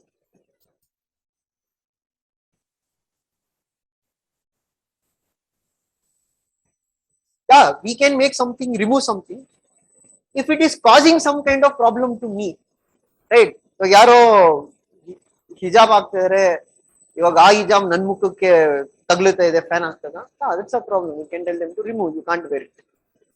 But how wearing a hijab does create problem for you?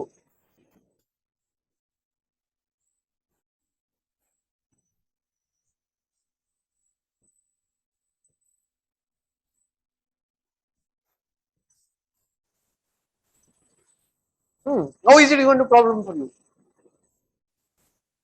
Somebody wearing burqa, yeah, we can tell problem ಆಗುತ್ತೆ.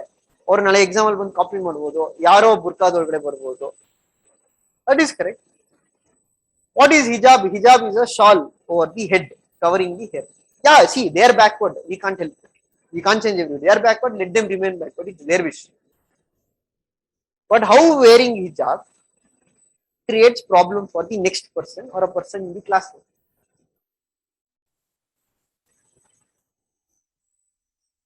Tomorrow they might tell you are wearing bindi, remove bindi. Tomorrow they tell you are wearing bangle, remove bangle. So I won't get into the issue. But I am telling what is tolerance. Tolerance is respect to accepting other cultures as long as those cultures do not cause any harm. Triple talaq, yes, that's a very good thing what the government did. They removed triple talaq. Why? Because triple talaq was causing harm to the Muslim women in that regard. That's a culture we should not be tolerant to. Now, sati. Now you can tell, then we'll also practice sati. Sati is causing harm to somebody else. I'll wear tilak, yeah, wear tilak. I'll wear saffron shawl, wear saffron shawl. As long as saffron shawl, equally also, if somebody is wearing saffron shawl, as long as that shawl is not creating any problem to me, it's his wish, as long as they're wearing uniform. So tolerance is about accepting different cultures. Now, for example, we can say now the government is telling Hindi should be made the national language. Why it should be made the national language? So tolerance is basically we have to accept different cultures within the society. We have to be tolerant to each other difference as long as it is not causing any harm. So that is why tolerance is important. Why for a bureaucrat he has to be tolerant. He can't act as a normal man, losing patience and not accepting everything. The government or the bureaucrat should be tolerant to different viewpoints. Now your own viewpoints should not be there. For example, there is story of this Gautama Buddha. So once a person came, he started abusing Gautama Buddha. He told him bad language, he cursed him. Buddha never reacted. He was as clean as a water. He watched. He told him, okay.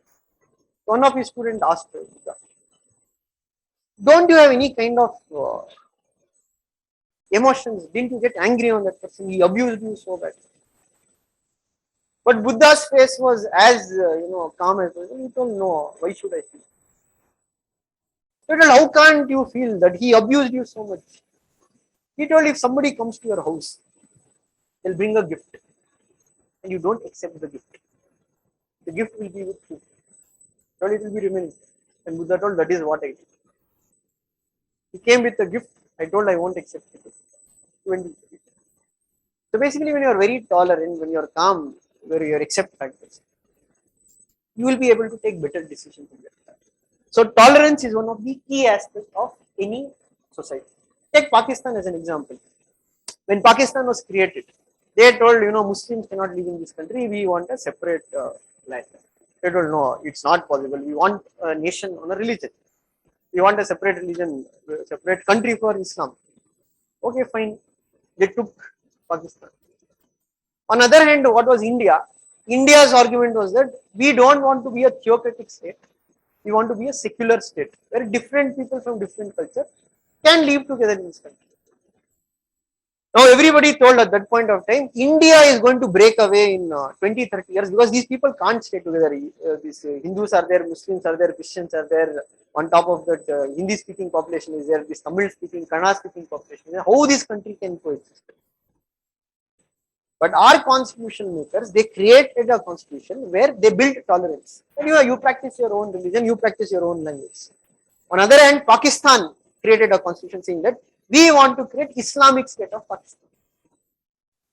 But what happened within 20 years or 30 years of Pakistan's creation, Pakistan broke away into two states as Bangladesh.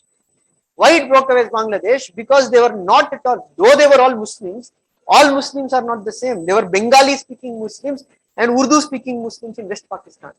They tried to impose Urdu and the Bengali people didn't accept.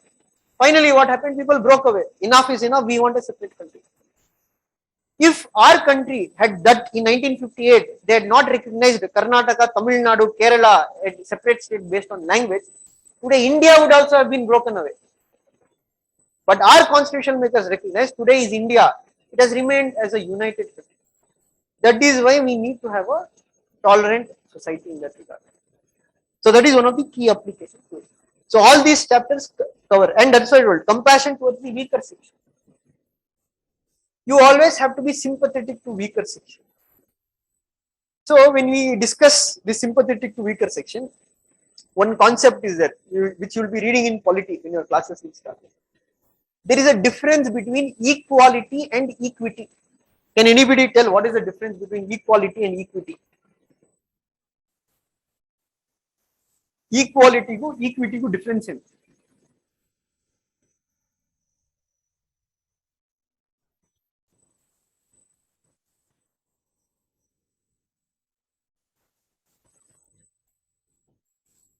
ಎರಡು ಒಂದೇ ಅಲ್ಲ, ಎರಡು ಬೇರೆ ಬೇರೆ. There is a difference between the two. Equality is different.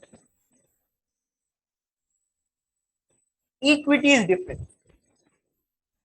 What is the difference between the two? What is equality? What is equity?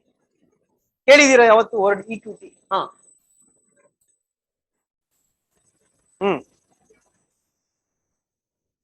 Very good. As ಈ told, equality ಅಂದ್ರೆ ಎಲ್ಲಾರನ್ನೂ ಒಂದೇ ತರ ನೋಡುತ್ತೆ, absence of discrimination. But equity ಅಂದ್ರೆ absence of discrimination, right? It is based on positive discrimination. So I'll draw one diagram for you that will make you understand better. So in this first scenario, what you can say, that is equality. ಯಾಕೆ ಅಂದ್ರೆ there is no discrimination. ಎಲ್ಲರಿಗೂ ಒಂದೇ ಸೈಜಿನ stand ಕೊಟ್ಟಿದೆ, ಯಾರಿಗೂ ಭೇದ ಭಾವ ಮಾಡಿ. But problem ಏನು ಅಂದ್ರೆ, ಒಬ್ಬ ತುಂಬಾ ಹೈಟ್ ಇದ್ದಾನೆ, ಅವ್ನು ಸ್ಟ್ಯಾಂಡೇ ಬೇಕಿರ್ಲಿಲ್ಲ. ಇನ್ನೊಬ್ಬನ್ ಸ್ವಲ್ಪ ಚಿಕ್ಕ ಸ್ಟ್ಯಾಂಡ್ ಬೇಕಿತ್ತು, ಇವನಿಗೆ ಸ್ವಲ್ಪ ದೊಡ್ಡ ಸ್ಟ್ಯಾಂಡ್ ಬೇಕು, ಬಟ್ ಎಲ್ಲರಿಗೂ ಒಂದೇ. ಇವನು ಮ್ಯಾಚೇ ನೋಡಕ್ಕಾಗಲ್ಲ ಇದು. ಬಟ್ ಈ ಸಿನಾರಿಯೋ ಅಲ್ಲಿ ಇವನಿಗೆ ಸ್ವಲ್ಪ ಚಿಕ್ಕ ಸ್ಟ್ಯಾಂಡ್ ಕೊಟ್ಟಿದ್ವಿ, ಇವನಿಗೆ ದೊಡ್ಡ ಸ್ಟ್ಯಾಂಡ್ ಕೊಟ್ಟಿದ್ವಿ.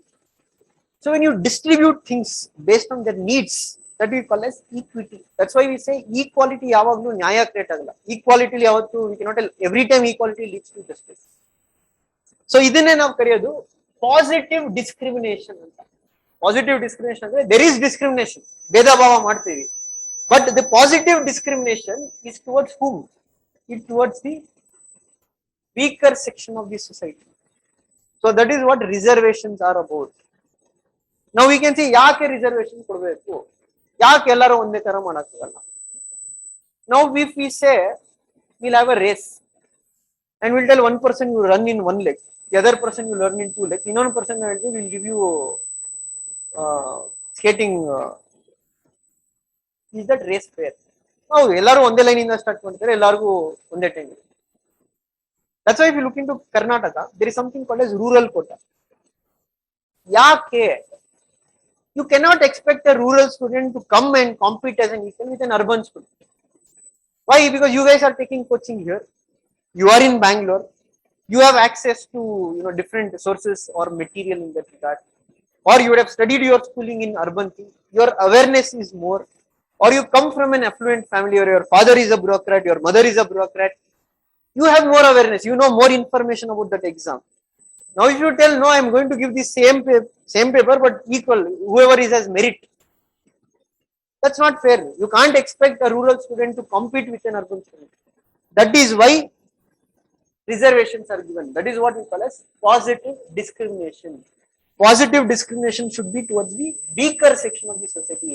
ಯಾರು ಡಿಸ್ಕ್ರಿಮಿನೇಷನ್ಗೆ ಒಳಗಾಗಿರ್ತಾರೋ ಅವ್ರಿಗೆ ನಾವು ಹೆಲ್ಪ್ ಮಾಡಬೇಕು, ಅವ್ರನ್ನ ಮೇಲ್ ತರ ಟ್ರೈ ಮಾಡ್ತೀವಿ.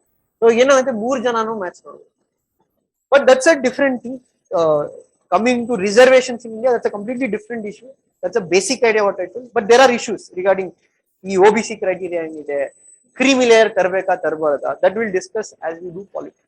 But this is an idea what I gave towards the weaker section of the society.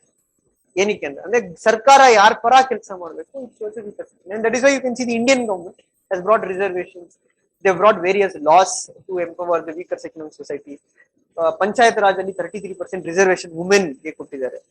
So this is the idea between what is equality and equity. ಯಾವಾಗ್ಲೂ ಈಕ್ವಾಲಿಟಿ ಇಂದನೇ ಜಸ್ಟಿಸ್ ಬರಲ್ಲ. ಎಲ್ಲ ಅದು ಡಿಪೆಂಡ್ ಆಗುತ್ತೆ ಯಾವ ತರ ಸಮಾಜದ ಬಗ್ಗೆ ನಾವು ಮಾತಾಡ್ತೀವಿ. If all people are from similar social background, yeah, their equality will work. But ಇವಾಗ ಹೆಂಗೆ ಅಂದ್ರೆ, ನಾವು ಲೆಟ್ ಅಸ್ ಟೇಕ್ ಇವಾಗ ಈ ಕ್ರಿಮಿನಲ್ ಲಾ ಸಿಸ್ಟಮ್ ಇದೆ, ಅಲ್ಲಿ ನಾವು ಈಕ್ವಾಲಿಟಿ ಫಾಲೋ ಮಾಡೋದು, ಈಕ್ವಿಟಿ ಫಾಲೋ ಮಾಡಲ್ಲ. ಈಕ್ವಿಟಿ ಅಂದ್ರೆ ಏನು ಅಂದ್ರೆ, ಇವಾಗ ಯಾರೋ ಒಬ್ಬ ಕೊಲೆ ಮಾಡಿದ್ರೆ ನೀನು ಜನರಲ್ ಮೆರಿಟ್ ಆದ್ರೆ ನಿನ್ಗೆ 10 ವರ್ಷ ಶಿಕ್ಷೆ, ನೀನು OBC ಆದ್ರೆ ನಿನ್ಗೆ 5 ವರ್ಷ ಶಿಕ್ಷೆ, ನಿನ್ಗೆ SC ST ಆದ್ರೆ 2 ವರ್ಷ. ಆ ತರ ಲಾಜಿಕ್ ಬರಲ್ಲ. ಯಾರೇ ಕಮ್ಯುನಿಟಿಯನ್ನು ಕ್ರೈಮ್ ಮಾಡಿದ್ರೆ ಎಲ್ಲಾರ್ಗೂ ಒಂದೇ ಶಿಕ್ಷೆ ಬರುತ್ತೆ. ಬಟ್ ಇದು ಯಾವ ಫೀಲ್ಡ್ ಅಲ್ಲಿ ಅಪ್ಲೈ ಆಗುತ್ತೆ ಅಂದ್ರೆ, with respect to government jobs ಇರ್ಬೋದು, ಎಜುಕೇಶನ್ ಇರ್ಬೋದು, ಮತ್ತೆ ಹೆಲ್ತ್ ಬೆನಿಫಿಟ್. ಕೆಲವು ಸ್ಕೀಮ್ಸ್ ಬರೀ ಬ್ಯಾಕ್ವರ್ಡ್ ಕಮ್ಯುನಿಟೀಸ್ಗೆ ಸ್ಪೆಷಲ್ ಸ್ಕೀಮ್ಸ್ ಇರುತ್ತೆ. ಯಾಕೆಂದ್ರೆ ಅವ್ರ ಹತ್ರ ದುಡ್ಡು ಇಲ್ಲ ಅವರು ಕಂಪ್ಲೀಟ್ಲಿ ರಿಮೋಟ್ ಸೆಕ್ಷನ್ ಇಂದ ಬಂದಿರ್ತಾರೆ. Understood? That's the difference between equality and equity. Then the other thing is that justice ಬಗ್ಗೆನೂ ಗೊತ್ತಿರುತ್ತೆ. ಜಸ್ಟಿಸ್ ಅಂದ್ರೆ ಏನು? ನ್ಯಾಯ. ಸರಿ, ನ್ಯಾಯ ಅಂದ್ರೆ ಏನು? Yeah, what is justice? What do you mean by being fair?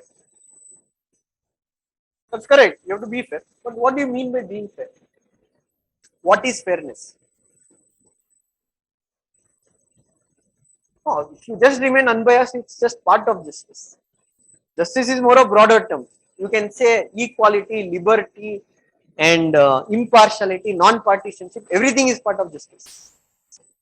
But how do we determine what is justice? ನ್ಯಾಯ ಅಂದ್ರೆ ಹಿಂಗ್ ಕೊಡೋದು? No, there is no single meaning for justice. ನಾವು ಅಷ್ಟು ಸಿಂಪಲ್ ಅಲ್ಲ. ಜಸ್ಟಿಸ್ ನಾವು ಟೆಕ್ಸ್ಟ್ ಬುಕ್ ಅಲ್ಲಿ ಓದಷ್ಟು ಸಿಂಪಲ್ ಅಲ್ಲ. Justice is a very broad concept. ಅದೇ ನಾವು ಒಬ್ಬ ಬ್ರೋಕ್ರಾಟ್ ಆದವನು ಒಂದು ನ್ಯಾಯ ಒದಿಸ್ಬೇಕಾದ್ರೆ ಸಿಂಪಲ್ ಆಗಿ ಬರೀ ರೂಲ್ ಬುಕ್ ಪ್ರಕಾರ ಜಸ್ಟಿಸ್ ಕೊಡೋದಲ್ಲ. ಎಷ್ಟು consider various factors in the context. Why determining justice is very difficult?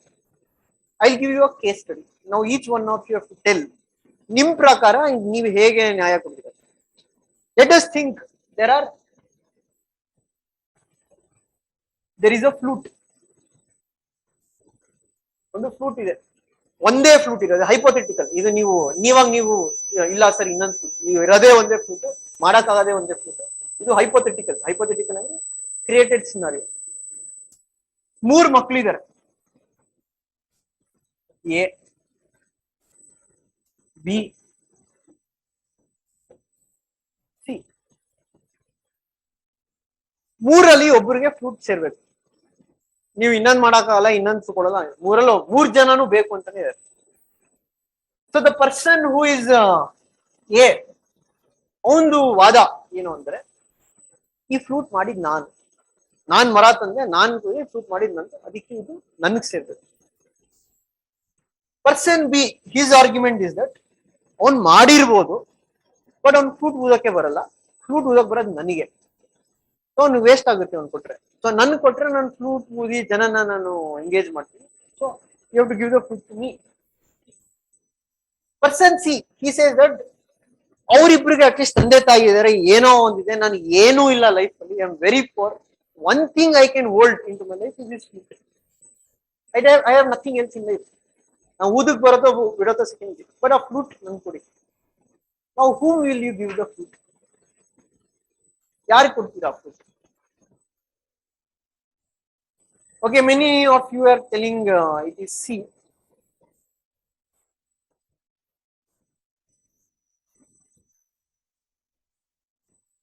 Okay, how many of you go with C? ಯಾಕೆ? ಯಾಕೆ? So what? Suppose you had made the fruit. Now he is asking you the fruit that I don't have any. Now people will tell merit ಗೆ value ನೇ ಇಲ್ವಾ? Hard work ಗೆ ಇಲ್ಲ, ಯಾರೋ hard work ಮಾಡಿ ಯಾವನಿಗೋ ಕೊಟ್ರೆ ಏನಾಗುತ್ತೆ? How many of you will give it to B? ಯಾಕೆ? So what if you can make use of it? It is somebody else. ಇವಾಗ you have earned a property. Or somebody will come and tell, ಇಲ್ಲ ಇದು ನಾನು ಚೆನ್ನಾಗಿ ಉಪಯೋಗಿಸ್ತೀನಿ, building ನನಗೆ ಕೊಡ್ತೀರಿ. But there is hard work, na. You have worked hard, na. No, it gives me happiness. I have worked hard. I have earned it.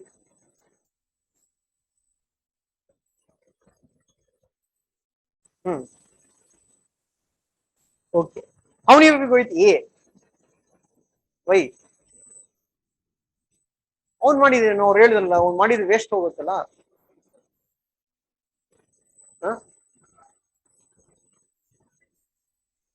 ಇರ್ಬೋದಪ್ಪ, but ನೀವು ಮಾಡಿದ ತಕ್ಷಣ ಇವಾಗ ನಿಮ್ಗೆ ಯೂಸ್ ಇಲ್ಲ ಅಂದ್ರೆ ಏನಕ್ಕೆ ಇರ್ಬೇಕು? ಇರ್ಬೋದು, ಪರಿಶ್ರಮ ಪಟ್ಟಿರ್ಬೋದು. ಸೊ ಇದು ಸಿಚುವೇಶನ್ ಕೊಟ್ಟಿದ್ದು ಯಾರು ಅಂದ್ರೆ Amartya Sen. So Amartya Sen told justice ತರದ ಅಷ್ಟು ಇದೆಯಲ್ಲ, 3 ಜನದು ಆರ್ಗ್ಯುಮೆಂಟ್ ವ್ಯಾಲಿಡ್ ಇದೆ. Each one of them are correct in their own way. It's very difficult to decide. So what they say ಅಂದ್ರೆ, ಇಫ್ ಯು ಆರ್ ಟೆಲಿಂಗ್ ಯಾರು ಮಾಡಿದ್ರು ಇವರ ಕ್ಯಾಪಿಟಲಿಸ್ಟ್. ಕ್ಯಾಪಿಟಲಿಸ್ಟ್ ಆರ್ಗ್ಯುಮೆಂಟ್ ಅದೇ, ನಾವ್ ಮಾಡಿದೀವಿ ನಮ್ ಸೇರುತ್ತೆ.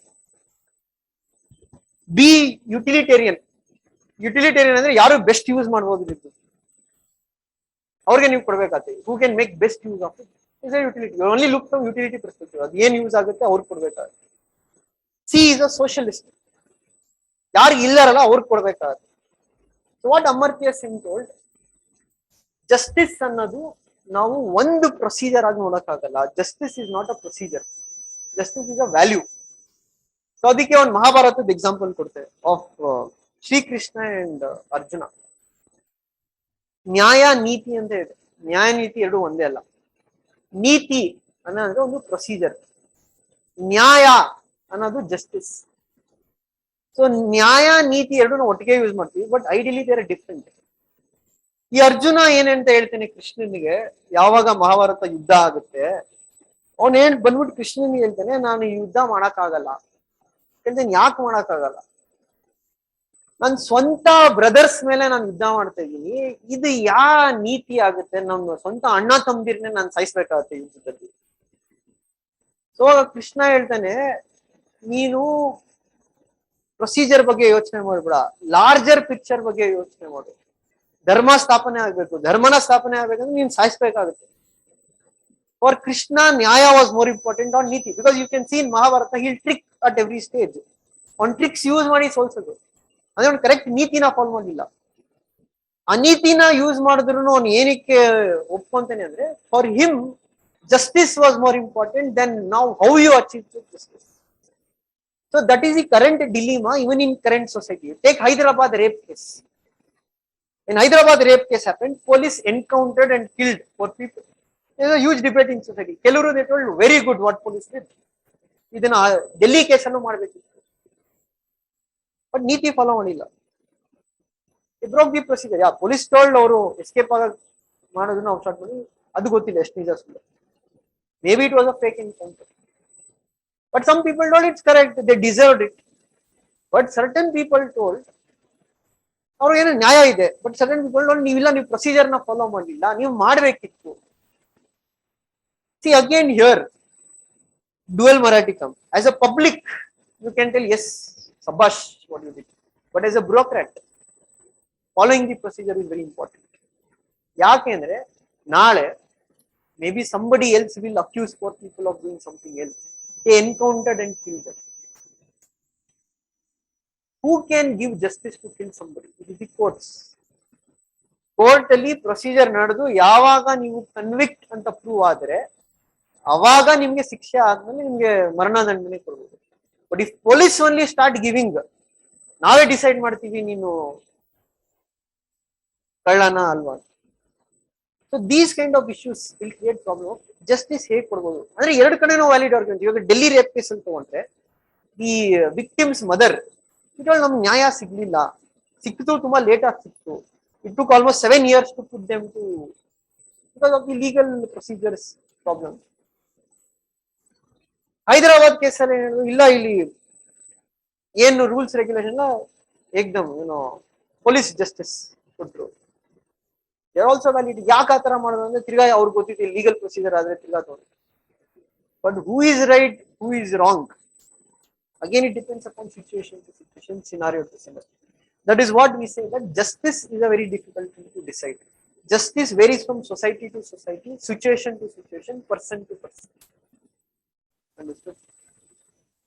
So this is one example of why justice can be complex in that regard. Justice is not as simple. ನ್ಯಾಯ ಕೊಡೋದು ಅಷ್ಟು ಈಸಿ ಅಲ್ಲ. So ಈ ತರ ಇಶ್ಯೂಸ್ ಎಲ್ಲಿ ಬರುತ್ತೆ, ಎಥಿಕಲ್ ಡಿಲಿಮಾಸ್ ಎಲ್ಲಿ ಬರುತ್ತೆ ಅಂದ್ರೆ ಇವನ್ ದಿಸ್ ಬಿಫೋರ್, ಇವಾಗ ಸರೋಗೆಸಿ ಬಿಲ್ ತಗೊಂಡಿದೆ, ಮುಂಚೆ ಸರೋಗೆಸಿ ಬಿಲ್ ಇರ್ಲಿಲ್ಲ. ಎಷ್ಟೊಂದು ಕೇಸಸ್ ಅಲ್ಲಿ ಏನಾಯ್ತು, ಸರೋಗೆಸಿ ಅಂದ್ರೇನು, who can not become pregnant, they used to use their egg and sperm of the father and make another women womb as a the for the pregnancy thing.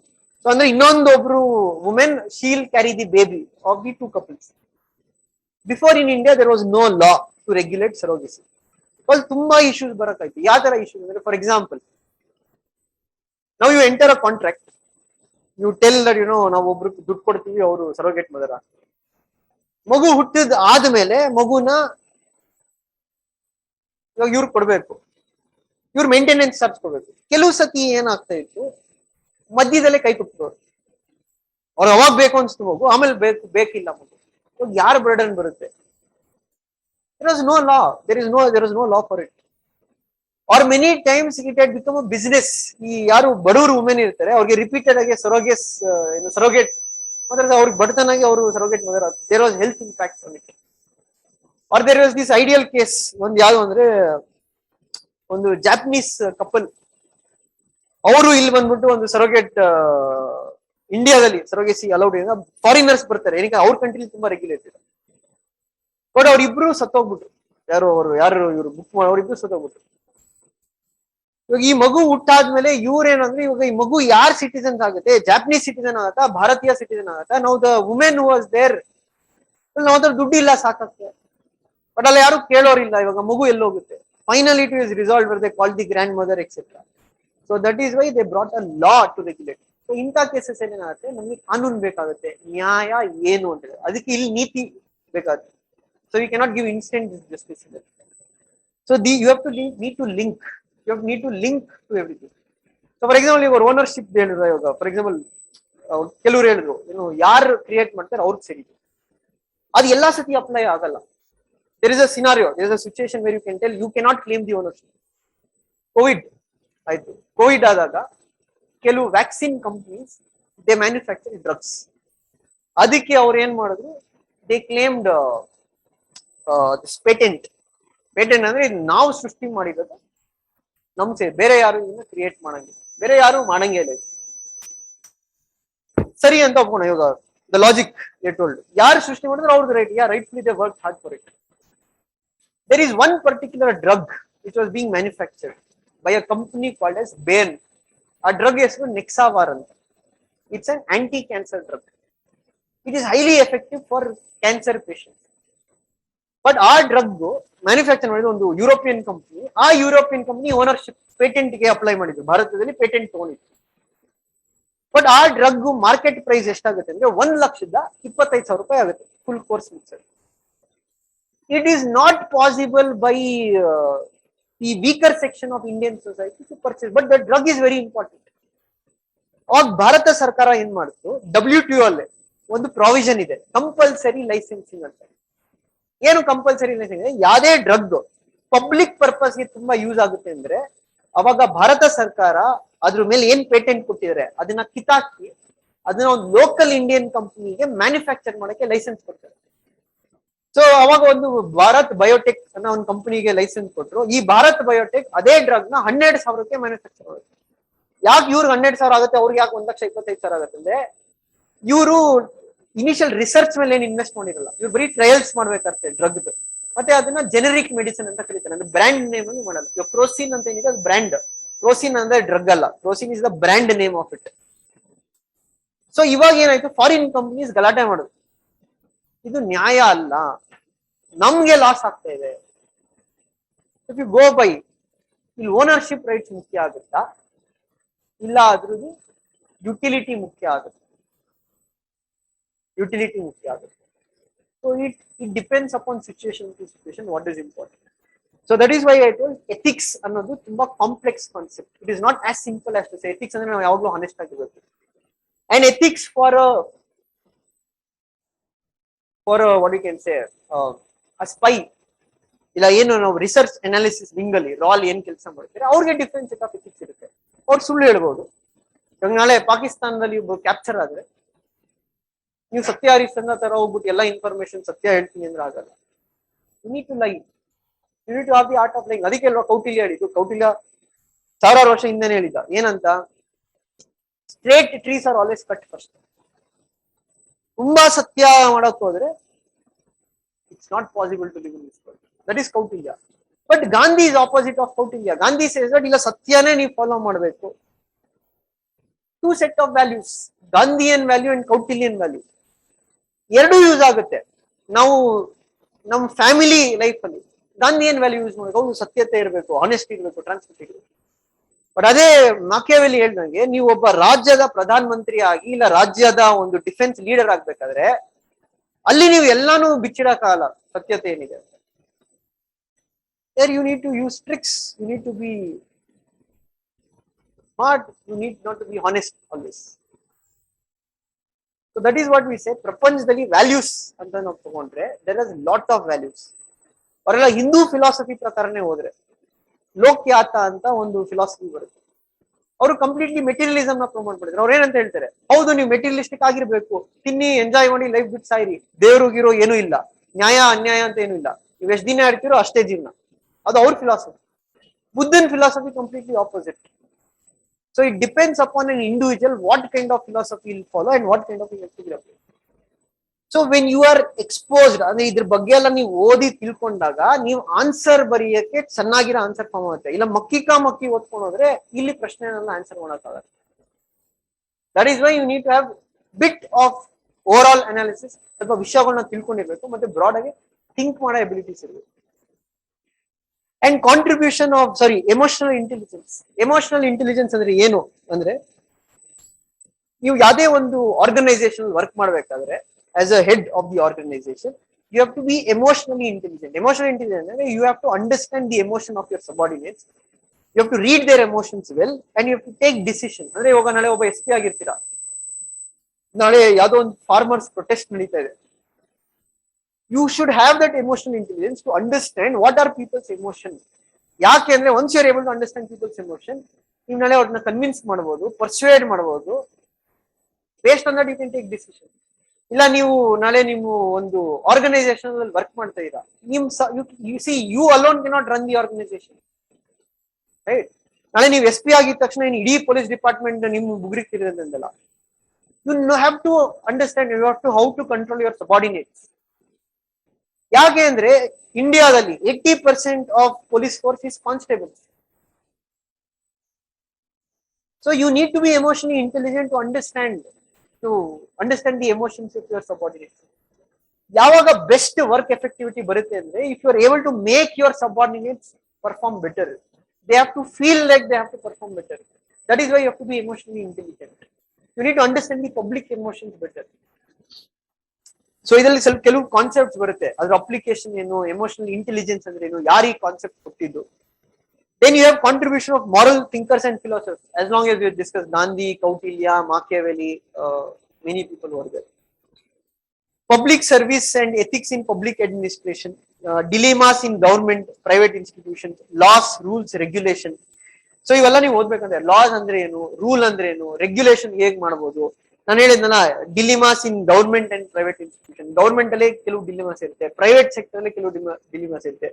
ಇವಾಗ ನೀವು government ಅಲ್ಲಿ work ಮಾಡ್ಬೇಕಾದ್ರೆ ಅಲ್ಲಿ different. Government work ಮಾಡ್ಬೇಕಾದ್ರೆ ಅಲ್ಲಿ profit matter ಆಗಲ್ಲ, ಅಲ್ಲಿ more important justice ಬರುತ್ತೆ. ಸೊ ಅದಕ್ಕೆ ನೀವು ನೋಡ್ಬೋದು ಸರ್ಕಾರಿ ಶಾಲೆ ಏನಕ್ಕೆ ಅಂದ್ರೆ ಸರ್ಕಾರ ಶಾಲೆ ನಡೆಸೋದ್ರಿಂದ ಪ್ರಾಫಿಟ್ ಮಾಡಲ್ಲ. They run school even in tribal areas. ಅಲ್ಲಿ ಮಕ್ಕಳೇ ಬರ್ದೇ ಇದನ್ನು 3 ಜನ ಮಕ್ಳು ಇದ್ರು ಟೀಚರ್ ಕಳಿಸ್ತಾರೆ. ಪ್ರೈವೇಟ್ ಹಂಗ್ ವರ್ಕ್ ಆಗಲ್ಲ. ಪ್ರೈವೇಟ್ ವರ್ಕ್ ಆಗೋದು ಯಾವತ್ತು ಪ್ರಾಫಿಟಬಿಲಿಟಿ ಇಲ್ಲ. ಎಲ್ಲಿ ಪ್ರಾಫಿಟ್ಸ್ ಬರುತ್ತೋ ಅಲ್ಲಿ ಮಾತ್ರ ಪ್ರೈವೇಟ್ ಸೆಕ್ಟರ್ ಇರುತ್ತೆ. ಸೊ ಅಲ್ಲೇ ಸೆಟ್ ಆಫ್ ವ್ಯಾಲ್ಯೂಸ್ ಇರುತ್ತೆ. ಅಲ್ಲಿ ಎಫಿಷಿಯನ್ಸಿಗೆ ಜಾಸ್ತಿ ಪ್ರಾಮಿನೆನ್ಸ್ ಕೊಡ್ತಾರೆ. ಇಲ್ಲಿ ಎಫಿಷಿಯನ್ಸಿಗಿಂತ ಜಾಸ್ತಿ ಯಾವ್ದಕ್ಕೆ ಪ್ರಾಮಿನೆನ್ಸ್ ಕೊಡ್ತಾರೆ, ಈಕ್ವಾಲಿಟಿಗೆ, ಜಸ್ಟಿಸ್ಗೆ ಪ್ರಾಮಿನೆನ್ಸ್ ಕೊಡ್ತಾರೆ. ದೆನ್ ಇವಾಗ ethical issues in international relations and funding ಅಂದ್ರೆ ನಾವು ಅಂತಾರಾಷ್ಟ್ರೀಯ ಲೆವೆಲ್ ಅಲ್ಲಿ ನೋಡಿದ್ರೆ ಅಲ್ಲೂ ಕೆಲವು ಇಶ್ಯೂಸ್ ಬರುತ್ತೆ. ಫಾರ್ ಎಕ್ಸಾಂಪಲ್ ನೀವು ರೋಹಿಂಗ್ಯಾ ಇಶ್ಯೂಸ್ ನೋಡಿ. ಈ ರೋಹಿಂಗ್ಯಾಸ್ ಒಂದು group of Muslims var from Myanmar. ಅವ್ರು ಓಡೋದ್ಬಿಟ್ಟಿರಲ್ಲಿ ಅಸೈಲಂ ಕೇಳ್ಕೊಂಡು. ಕೆಲವ್ರು ಏನ್ ಹೇಳ್ತಾರೆ, ಇವಾಗ ಅವ್ರಿಗೆ ನಾವು ಅಸೈಲಂ ಕೊಡಬಾರ್ದು. ಯಾಕೆ ಅಂದ್ರೆ ಇವರು ನಾಳೆ ಭಯೋತ್ಪಾದನೆಗೆ ಸೇರ್ಕೊಂಬೋದು, terrorism, they can move towards terrorism. ಅದು ನಮ್ ಇಂಡಿಯಾದು ಇಂಟರ್ನಲ್ ಸೆಕ್ಯೂರಿಟಿ ಪ್ರಾಬ್ಲಮ್ ಅಂತೆ. ಮೂರನೇದು, ನಾವು ಯಾಕೆ ಬೇರೆಯವ್ರನ್ನ ಸಾಕ್ಬೇಕು, ನಮ್ ಜನಕ್ಕೆ ಬಡತನ ಇದೆ, ಇವ್ರನ್ನ ಯಾಕೆ ನಾವು ಸಾಕ್ಬೇಕು, ಒಂದ್ ಆಂಗಲ್. ಇನ್ನೊಂದು angle from humanitarian perspective or human rights perspective, ಅವ್ರ ಮಾನವ ಹಕ್ಕುಗಳು. ಅವನು ಮುಸ್ಲಿಮೇ ಆಗಿರ್ಲಿ, ಅವ್ನು ಮಯನ್ಮಾರ್ ಆಗಿರ್ಲಿ, ಒಟ್ಟಿನ ಒಂದು ಮನುಷ್ಯ. ಯಾರೇ ಒಬ್ಬ ಮನುಷ್ಯ ಹೆಲ್ಪ್ ಕೇಳ್ಕೊಂಡ್ ಬಂದಾಗ ನಾವು ಮಾಡ್ಬೇಕಾ ಮಾಡಬಾರ್ದ, ನಾವು ಕಂಪ್ಯಾಷನೇಟ್ ಇರ್ಬೇಕಾ, ಇದು ಡಿಲಿಮಾ. ಮಾಡ್ಬೇಕಾ ಮಾಡಬಾರ್ದಂತ ಸರ್ಕಾರ ಹೇಳುತ್ತೆ ಮಾಡಬಾರ್ದು. ಯಾಕೆಂದ್ರೆ ಇಲ್ಲ ನಮ್ಗೆ ಮೇಂಟೈನ್ ಮಾಡಾಕಲ್ಲ, ನನಗೆ ಯೂರೆಂಟ್ ಪ್ರಾಬ್ಲಮ್ ಬರುತ್ತೆ. ಬಟ್ ಸಿವಿಲ್ ಸೊಸೈಟಿ ಗ್ರೂಪ್ಸ್ ಹೇಳ್ತಾರೆ ಇಲ್ಲ ನಾವು ಮಾಡ್ಬೇಕು, ನಾವು ಅಸೈಲಂ ಕೊಡಬೇಕು. ಈ ತರ ಇಶ್ಯೂಸ್ ನ ಹೇಗ್ ಟ್ಯಾಕಲ್ ಮಾಡೋದು. ಮತ್ತೆ ಹಂಗೆ ಇವತ್ತು ಪ್ರಪಂಚದಲ್ಲಿ ನಾವು ಏನ್ ಹೇಳ್ತೀವಿ, in world we said democracy has to be promoted. Democracy is the best form of government. But thousands years of back Plato said that ಇಲ್ಲ, democracy is the worst form of government ಅವನ ಪ್ರಕಾರ. Now we say that America is trying to promote democracy everywhere. They told Iraq ಅಲ್ಲಿ ನಾವು democracy ತಗೊಂಡ್ಬಂದ್ವಿ. We established democracy in Iraq. We have established democracy in Afghanistan. As I told yesterday, ನಿಮ್ಗೆ ಹೇಳಿದ್ನೋ ಬೇರೆ class ಹೇಳಿದ್ನೋ, Immanuel can't ಅಂತ ಒಬ್ಬ ಬರ್ತಾನೆ. Immanuel can't ಅನ್ನೋದು ಏನ್ ಹೇಳ್ತಾನೆ, ಕೆಟಿಗೋರಿಯಲ್ ಇಂಪರೇಟಿವ್ ಅಂತಂದ್ರೆ, ಅಂದ್ರೆ don't judge something by the action, judge something by it's intention. Action ಮೇಲೆ ಜಡ್ಜ್ ಮಾಡಕ್ ಹೋಗ್ಬಿಡಿ, ಅವ್ರದ್ದು ಮೂಲ ಇಂಟೆನ್ಷನ್ ಏನಿದೆ ಅದ್ರ ಮೇಲೆ ನಾವು ಎಥಿಕಲ್ ಅಲ್ವಾ ಅಂತ ಜಡ್ಜ್ ಮಾಡೋದು. ಅಮೆರಿಕಾದವ್ರು ಹೇಳ್ತಾರೆ, ಅವ್ರ ಆಕ್ಷನ್ ತೋರಿಸ್ತಾರೆ, ನಾವು ಡೆಮೋಕ್ರಸಿ ಪ್ರಮೋಟ್ ಮಾಡ್ತೀವಿ, ಇರಾಕ್ ಜನಕ್ಕೆ ಹೆಲ್ಪ್ ಮಾಡ್ತಾ ಇದೀವಿ. But what was their intention? They were not bothered whether in Iraq there is a democracy or not democracy. They just wanted to remove Saddam Hussein from power. Why? They wanted somebody there who listened to them because they wanted to control the oil resources of Iraq. So in name of democracy, in name of telling we'll promote democracy to Iraq people, they interfered in Iraq politics. The same America, when Bahrain anta ಒಂದು ರಾಷ್ಟ್ರ ಇದೆ West ಏಷ್ಯಾದಲ್ಲಿ, ಬಾರಿನಲ್ಲೂ Iraq ತರನೇ ಇತ್ತು, ಅಲ್ಲೂ ಒಬ್ಬ ಸರ್ವಾಧಿಕಾರಿ ಇದ್ದ, there was a dictator, but they didn't interfere there they didn't feel democracy was required. Why they didn't feel democracy was required? Because ಆ ರೂಲರ್ ಇವ್ರ ಫ್ರೆಂಡ್ಸ್ ಇದ್ದ. So there are certain international dilemmas. ಎಲ್ಲಾ ಕಡೆ democracy promotion ನಾವು ಮಾಡ್ಬೇಕಾ?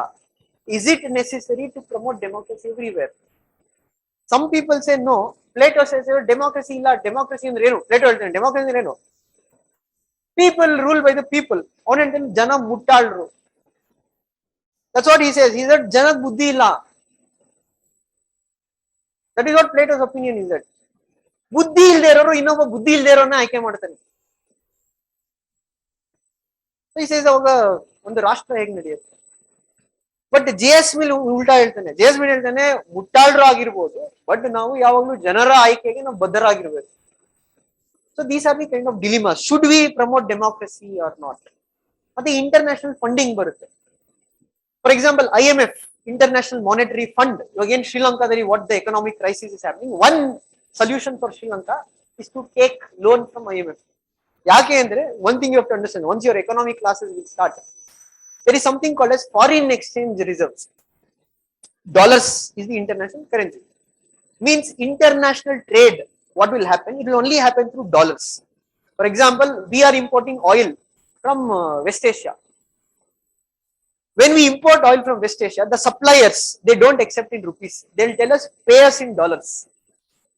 Dollars ಎಲ್ಲಿಂದ ಬರುತ್ತೆ? You cannot print dollars. Dollars ನಮ್ಮ ರಾಷ್ಟ್ರಕ್ಕೆ ಬರಬೇಕು ಅಂದ್ರೆ we have to export more. The more we export, the more dollars will come into the country. So you can see market price ಅಲ್ಲಿ ಹೆಂಗಾಗುತ್ತೆ, ಇವತ್ತು ಡಾಲರ್ ರೇಟ್ 70 rupees ಇರ್ಬೋದು, ನಾಳೆ 75 ಆಗುತ್ತೆ, ಇನ್ನೊಂದು ದಿವಸ 76 ಆಗುತ್ತೆ. ಯಾಕೆ ಈ ತರ ಫ್ಲಕ್ಚುಯೇಷನ್ ಆಗುತ್ತೆ ಅಂದ್ರೆ it is based on demand and supply. If there is more demand for dollars, ಅಂದ್ರೆ ಜಾಸ್ತಿ ಜನ ಇಂಡಿಯನ್ಸ್ ಗೆ ಡಾಲರ್ಸ್ ಬೇಕು. ಯಾಕೆ ಬೇಕು ಅಂದ್ರೆ ನಾವು ಇಂಪೋರ್ಟ್ ಜಾಸ್ತಿ ಮಾಡ್ತೀವಿ.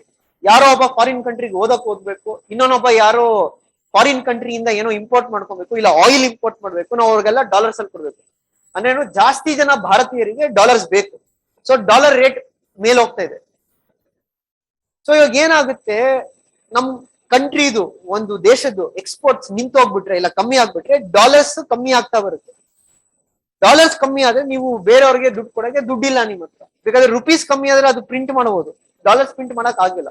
ಎರಡು ಆಪ್ಷನ್ ಇದೆ, ಒಂದು ನೀವು ಸಾಲ ಮಾಡಬೇಕು, ಇಲ್ಲ ನೀವು ಎಕ್ಸ್ಪೋರ್ಟ್ಸ್ ನ ಜಾಸ್ತಿ ಮಾಡಬೇಕು. ಶ್ರೀಲಂಕಾ ಇವಾಗಿರೋ ಪರಿಸ್ಥಿತಿಲಿ ಅವ್ರು ಎಕ್ಸ್ಪೋರ್ಟ್ ಮಾಡೋ ಪೊಸಿಷನ್ ಇಲ್ಲ. ಅವ್ರದ್ದು ಟೂರಿಸಮ್ ಮೇನ್ ಮಾರ್ಕೆಟ್ ಇದ್ದು, ಕೋವಿಡ್ ಬಂದಾಗ ಮಾರ್ಕೆಟ್ ಬಿದ್ದೋಯ್ತು. ಸೆಕೆಂಡ್ ತಪ್ಪು ಏನ್ ಮಾಡಿದ್ರು ಶ್ರೀಲಂಕಾ, ಯಾರು ಈ that who is that fellows name, the prime ministers name, Rajapaksa. ಅವನು ತುಂಬಾ ಅತಿ ಬುದ್ಧಿವಂತಿಕೆ ತೋರ್ಸಕ್ ಹೋದ. ಏನ್ ಬುದ್ಧಿವಂತಿಕೆ ತೋರ್ಸಕ್ ಹೋದ ಅವನೆಲ್ಲ, ನಾವು ಎಲ್ಲಿ ಜಾಸ್ತಿ ಡಾಲರ್ಸ್ ಖರ್ಚು ಮಾಡ್ತಿರೋದು fertilisers. Sri Lanka is deficient in fertilisers. ಇವನು ಅತಿ ಬುದ್ಧಿವಂತಿಕೆ ತೋರ್ಸಕ್ ಏನ್ ಮಾಡ್ದ, ನಾವು ಫರ್ಟಿಲೈಸರ್ನೇ ಬ್ಯಾನ್ ಮಾಡ್ಬಿಡೋಣ, ನಮ್ದು ಕಂಪ್ಲೀಟ್ಲಿ ಆರ್ಗ್ಯಾನಿಕ್ ಕಂಟ್ರಿ ಮಾಡೋಣ ಅಂತ ಹೊರಟ. ಆರ್ಗ್ಯಾನಿಕ್ ಫಾರ್ಮಿಂಗ್ ಏನಕ್ಕೆ ಫರ್ಟಿಲೈಸರ್ ಕಮ್ಮಿ ಆಗುತ್ತೆ. But one thing you have to realise, ಈ ಆರ್ಗ್ಯಾನಿಕ್ ಫಾರ್ಮಿಂಗ್ ಹೇಳ್ದಷ್ಟು ಈಸಿ ಅಲ್ಲ. ಸುಮ್ಮನೆ ಬುಕ್ಸ್ ಅಲ್ಲಿ organic farming easy, it takes time. Organic farming ನೀವು ಶಿಫ್ಟ್ ಆದ್ರೆ, ಫರ್ಟಿಲೈಸರ್ ಯೂಸ್ ಮಾಡಲಿಲ್ಲ ಅಂದ್ರೆ ಪ್ರೊಡಕ್ಟಿವಿಟಿ ಕಮ್ಮಿ ಆಗುತ್ತೆ, ನೀವು ಬೆಳೆಯೋದು ಕಮ್ಮಿ ಆಗುತ್ತೆ. ಸೊ ಶ್ರೀಲಂಕಾದಲ್ಲಿ ಏನಾಗೋಯ್ತು, from being N exporter they became N importer of food grains. So you have to pay in dollars now the food grains from countries you are importing. So Sri Lanka's foreign exchange started declining.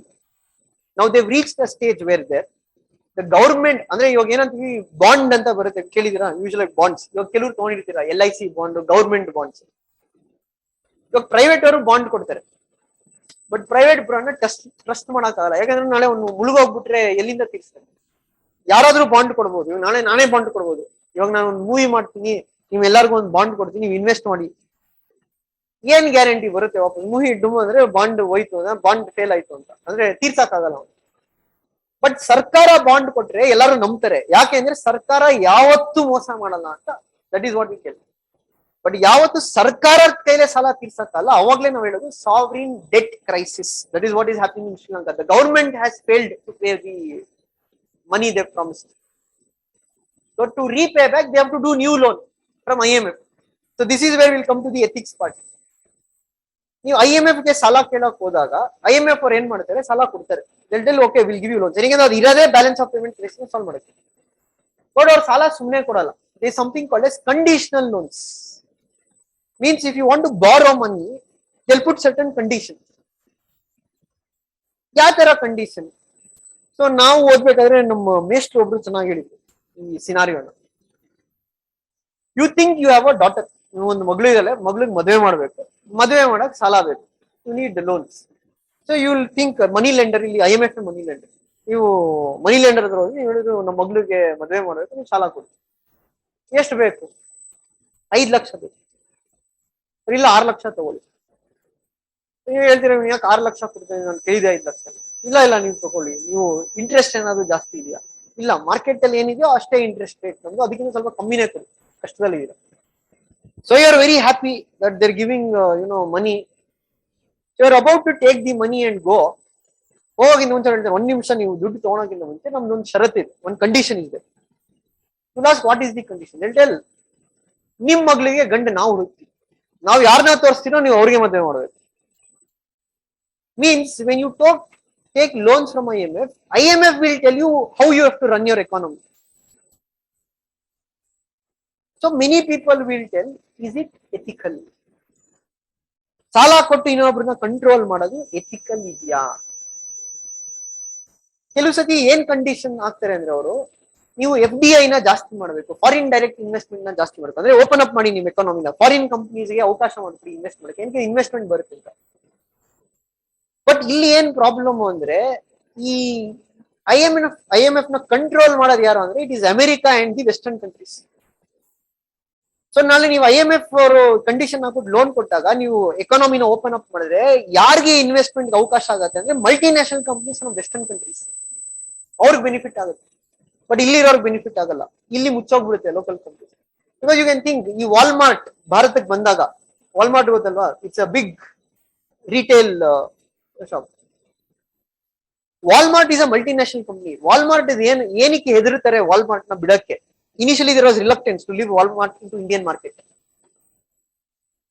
See, when Walmart is a multinational company, or one day business illa, they're like Reliance, they have thousands of business, their annual turnover or company ಎಷ್ಟು turnover ಮಾಡುತ್ತೆ ಅಂದ್ರೆ, it is more than the GDP of African countries. So ಇವ್ರು ಏನ್ ಭಯ ಅಂದ್ರೆ, ಇವ್ರನ್ನ ಬಿಟ್ರೆ monopolize ಮಾಡ್ತಾರೆ ಮಾರ್ಕೆಟ್ ನ. How they will monopolize? Tomorrow let us think, for a scenario, let us think, no, ಈ ಒಂಬಾಳೆ ಫಿಲಮ್ಸ್ ಪ್ರೊಡ್ಯೂಸರ್ ವಿಲ್ ಟೆಲ್, ನೋಡು ನಾನು ಸಖತ್ ಪ್ರಾಫಿಟ್ ಮಾಡಿದೀನಿ ಒಂಬಾಳೆ ಫಿಲಮ್ಸ್ ಇದೆ, ನಿನಗೆ ನಾನು 200 ಕೋಟಿ ಕೊಡ್ತೀನಿ, 250 ಕೋಟಿ ಕೊಡ್ತೀನಿ, ಇನ್ನೊಂದು ಅಕಾಡೆಮಿ ಓಪನ್ ಮಾಡ್ತೀನಿ, 6 ವರ್ಷ ನಿನ್ನ ದುಡ್ಡೇ ಕೇಳಕ್ ಬರೋದು, ನೀನ್ ಬೇಕಾಬಿಟ್ಟು ನೀನ್ ಮಾಡ್ಕೊಂಡು ನಾನು ಸಪ್ಲೈ ಮಾಡಕ್ಕೆ. ನಾವು ಏನ್ start the academy, Insights is here, India for S is here, Rajkumar academy is here. So will make an announcement, ನಮ್ಮ ಅಕಾಡೆಮಿಲಿ ಕಂಪ್ಲೀಟ್ಲಿ ಫ್ರೀ ಫಾರ್ 3 years, ಯಾವನ್ ಬೇಕಾದ್ರೂ ಬಂದು ಜಾಯ್ನ್ ಆಗ್ಬೋದು, ಇದೇ ಫ್ಯಾಕಲ್ಟಿ ಮೆಂಬರ್ಸ್ ಕರ್ಕೊಂಡು ಪಾಠ ಮಾಡ್ತೀನಿ. ಫ್ಯಾಕಲ್ಟಿ ಮೆಂಬರ್ಸ್ ಹೇಳ್ತೀನಿ, ನಿಮ್ಗೆ ಇವ್ರು ಏನ್ ಪೇಮೆಂಟ್ ಕೊಡ್ತಾರೆ ಡಬಲ್ ಪೇಮೆಂಟ್ ನಾನ್ ಪೇ ಮಾಡ್ತೀನಿ, ಬಂದು ಮಾಡಿ. So what will happen?